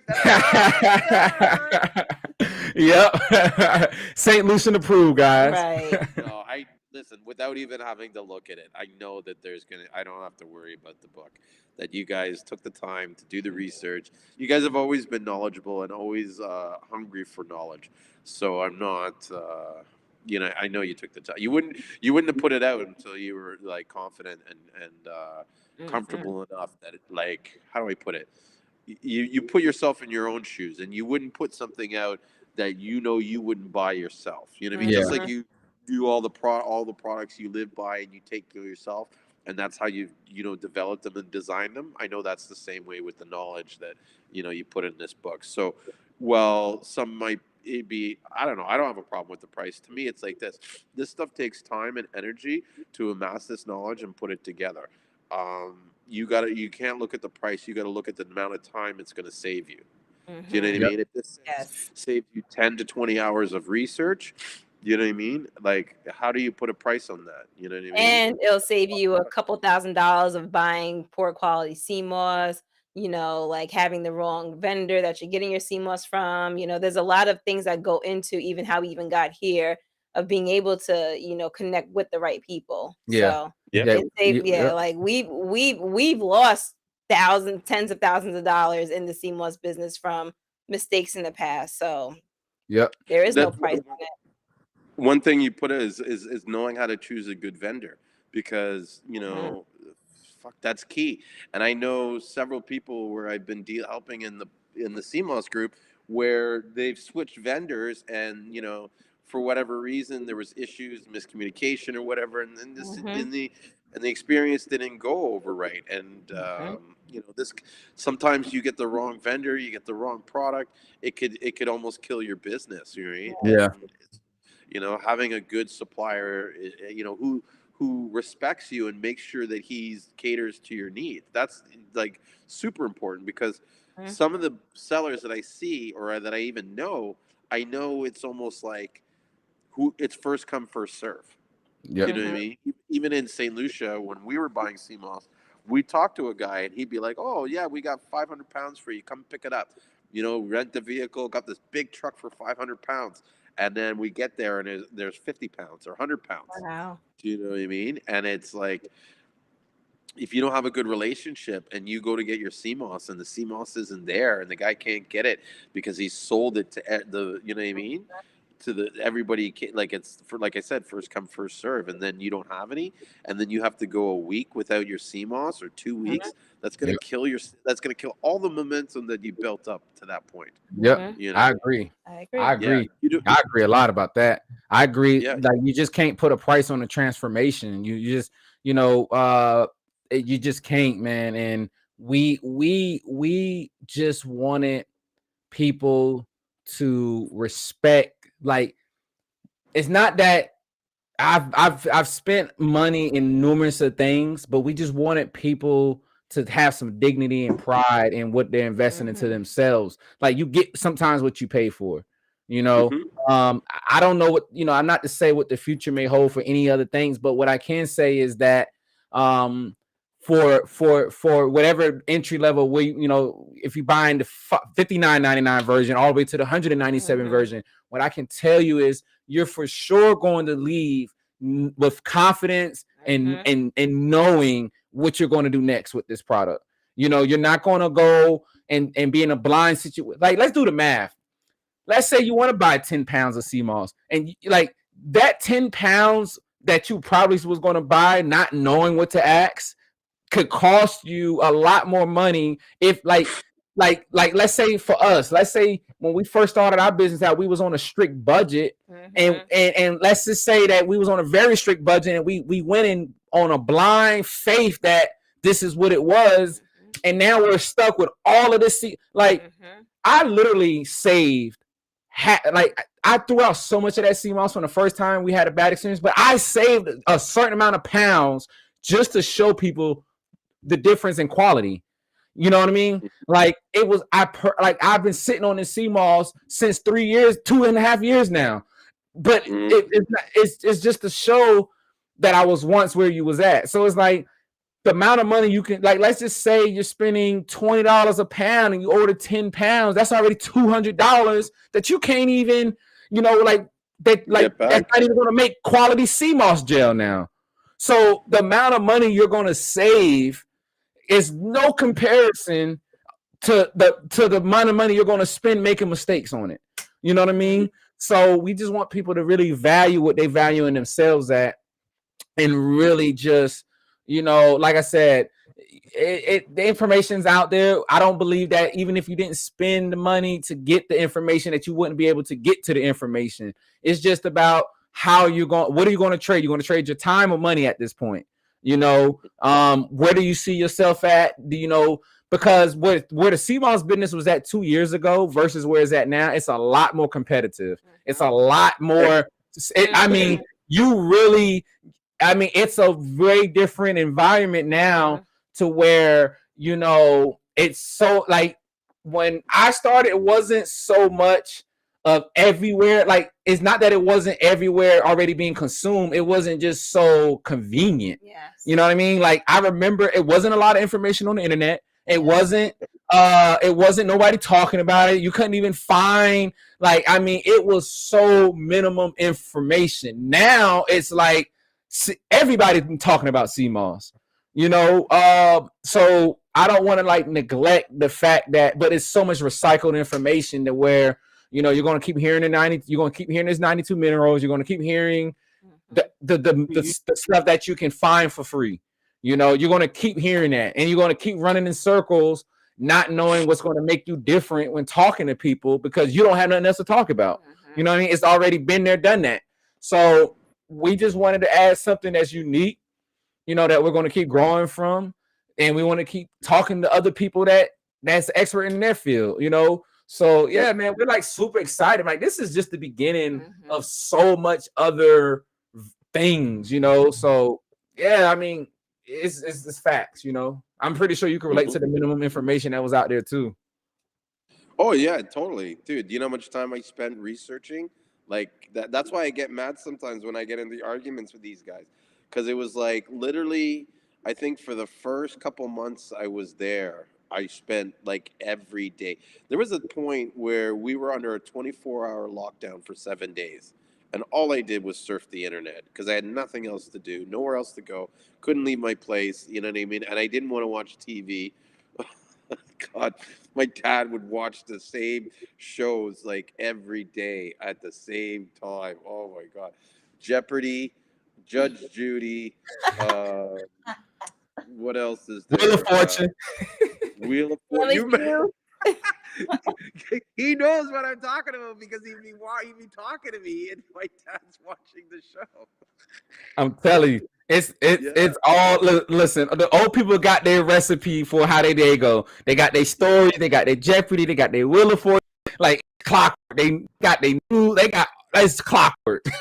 Oh, dude, don't fuck with my dad's Jeopardy, man. He gets.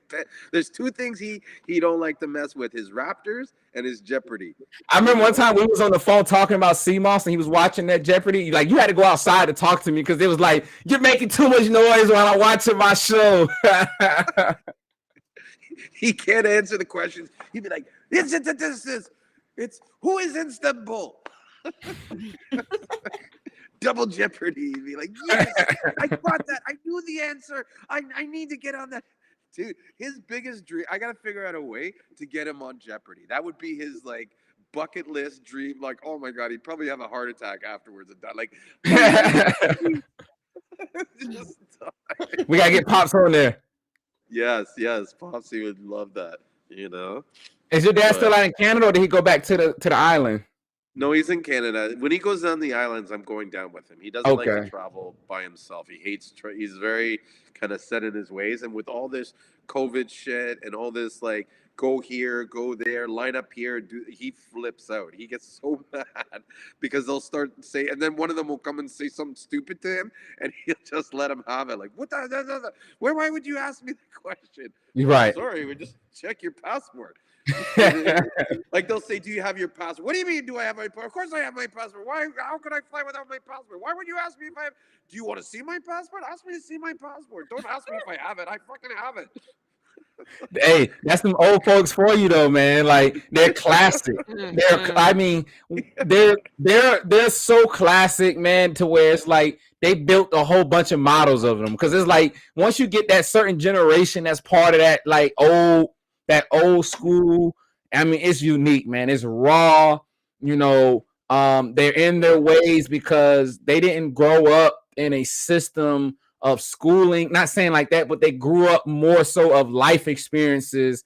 And it's like my great grandmother, she's 99 years old, and you know, I can't still convince her to take Seamoss because she's like, I lived 99 years eating my pork, my chicken, my and that's just what it is. All right, grandma, for 99 years you did that.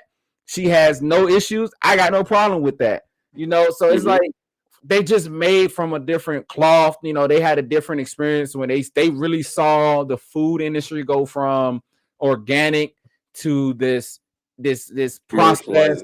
You know, I mean, they just saw it, man. And, you know, that's why it's so important that we get these recipes, these regimens, this information, and we put it in ways where it can be duplicated, because once we lose them, we're going to lose a piece of our history that really needed to be able to go out there and just still be self-sustainable. Because it's like having a car where a computerized car, you can't take an old school to a shop where they only working with computers.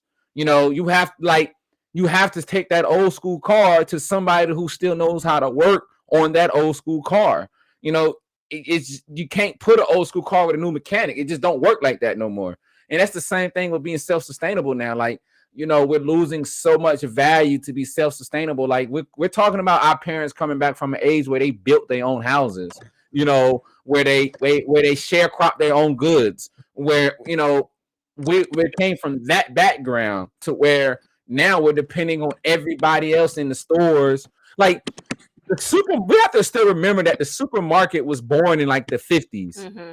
You know, like let's be real, like the world has created this instantaneous thing where we still have to remember that the 50s was just now ago. You know what I mean? So it's like the things that we have now wasn't there. You know what I mean? Like, so it's just a different breed of understanding, like what's really indigenous to us, and what do we have access to versus what we're being brainwashed to thinking we can't do on our own. And that's what comes down to like the I feel like healing has become, we look at certain things now with just healing so complicated, and not just healing, but caring for ourselves so complicated, because when you go to a doctor or somewhere of a place of profession, you got to take a medicine for everything. And then the side effects, you got to take medicine for the side effects. Like you got to take medicine for medicine and medicine for side effects. You know what I mean? No sense. And it makes no sense. And then when you come to somebody like a natural place where it's like, yeah, just take some burdock or drink some of this or take some organic cocoa or do this, do that. People look at you like it can't be that easy. And it's like, yeah, it's really just that easy. You know, so it's like, you know, it just, I hope that somebody listening just understands the message, you know, the message behind it, you know? Yeah, I think they will. Hopefully they will. I mean, we've shared a lot of information today. We've been going for quite a long, so if they didn't get the message, then I don't think they ever will. Yeah. So, but we're gonna squeeze out of here in a few. We gotta get prepared for tomorrow. We got a couple of things to prepare for tomorrow, shipments and stuff. So before we leave, did you have anything you wanted to conclude and throw out there? No, not really. I mean, I naturally, I always love doing these shows with you. I mean, I always learn new stuff, you know. Likewise. And and it's just enjoying. Like to me, it just reminds me of the times we used to sit on the phone and do the FaceTime and the thing where we used to talk for hours about Seamoss. You know what I mean? Yeah, like, and I love to get back. Like we're getting back to it now, man. Like I really love. Like I just wanted. Like this is what I needed sometimes, because it's like, you know, we get so consumed into servicing others, and sometimes we lose things where these point. You know, we lose the small things that just kept us thriving.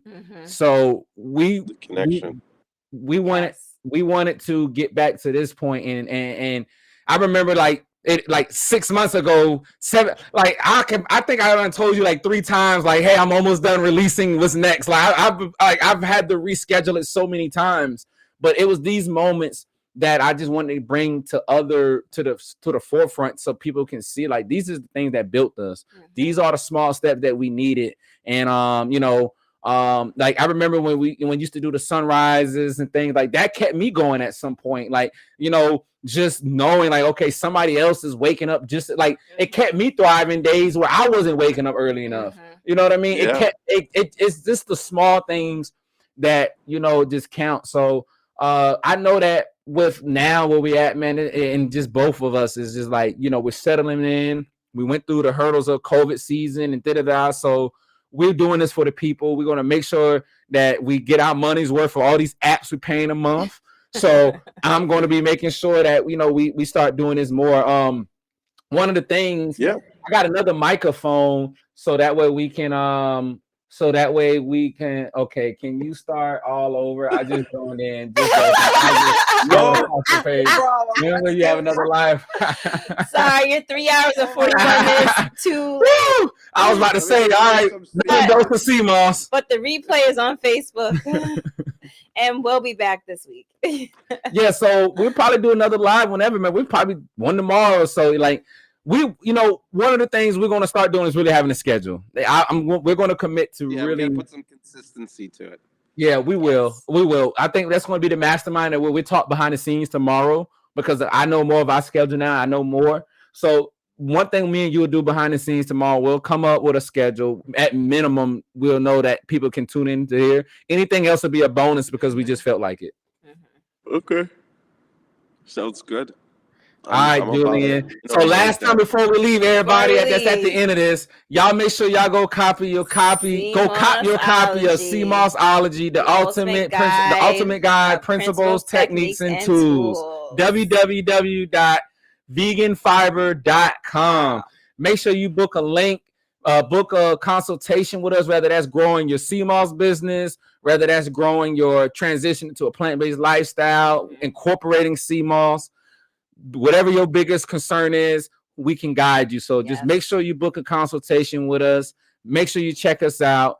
We're here to help. My name is Jamari Kirby. And I'm Shayna Maud. And we will enjoy this time with you all. You can follow us on all our platforms at Vegan Fiber, or all platforms, Twitter, Instagram, Facebook, LinkedIn, wherever you got to connect with us, holla at us.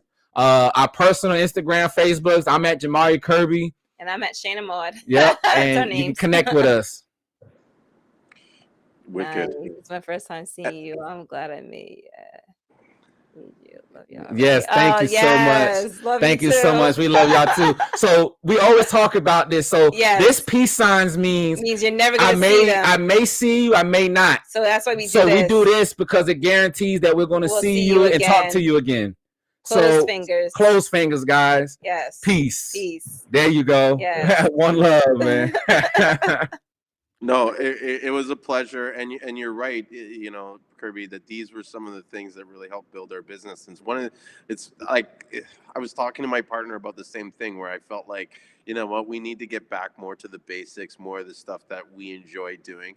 We get caught up so much in the everyday operations of the business that you lose touch with that community aspect. So I'm really happy that you've reached out to me, or you expressed this interest, because it will help motivate me to we'll play off each other as accountability partners in a sense. Yeah, let's definitely do that. Share our knowledge. Yeah. Even if it's just an hour a day where we check in, we say, hey, whatever that is, whatever it is that we got to do, guys, we're going to make sure that we get to that. All right. So, Julian, it was a pleasure. I really, really, man, I thank you for being the person that it's a lot that you did behind the scenes to make this possible. So thank you so much for getting us on this platform, sharing us in the group, putting us on the platform to be able to exploit the benefits of these things that we want to talk about today. We really appreciate You're always in our corner. We really appreciate you. Sharing on Instagram, sharing in the groups. Like, I'm always like, oh, Julian posted on his story. Yeah. You know what's funny? People think I'm crazy. There's people that I'll share shit to that I have no connection to whatsoever. Like, they don't even know who I am. I just saw it. I was like, oh, this is interesting. I'll throw it up there. You know what I mean? I think it's important for all of us to share love, and that's how you get the blessings. You know what I mean? Yep. You put the stuff out there, it comes back to you. You know what I mean? And so, yes, I do try to help you guys and support you, but in a selfish way, I'm doing it because I know that God's going to bless me for it. You know what I mean? I listen to what the Holy Spirit tells me to do. I act on it. So if my spirit says to me, share that post, I share that post. Nice. I don't worry about what I get out of it or what I'm going to gain, because the reality is I know that me giving that to you, I'm never really going to get that back directly from you. It's going to come in greater abundance from a different direction. And that's how I've always tried to lead my life. Yep. You're absolutely right, man. Once you give a service out to the world, you get it back. You get it back tenfold. And that's what kept us going. We try to be as transparent.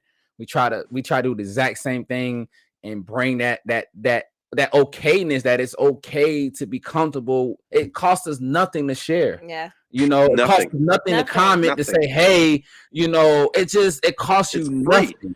It's free. It's free, and it does so much work, because me just sharing that thing is helping with your algorithm in Instagram. It's helping with this other shit and stuff like that. And there was something else I wanted to say. I hate that when I have something I want to say and I get caught up. But let me see if I can just. Anyways, forget it. But now I remember. It's this, is that as you push everybody up, like I believe this, is that as we lift everybody up, so does I lift up with them. You know what I mean? Yes.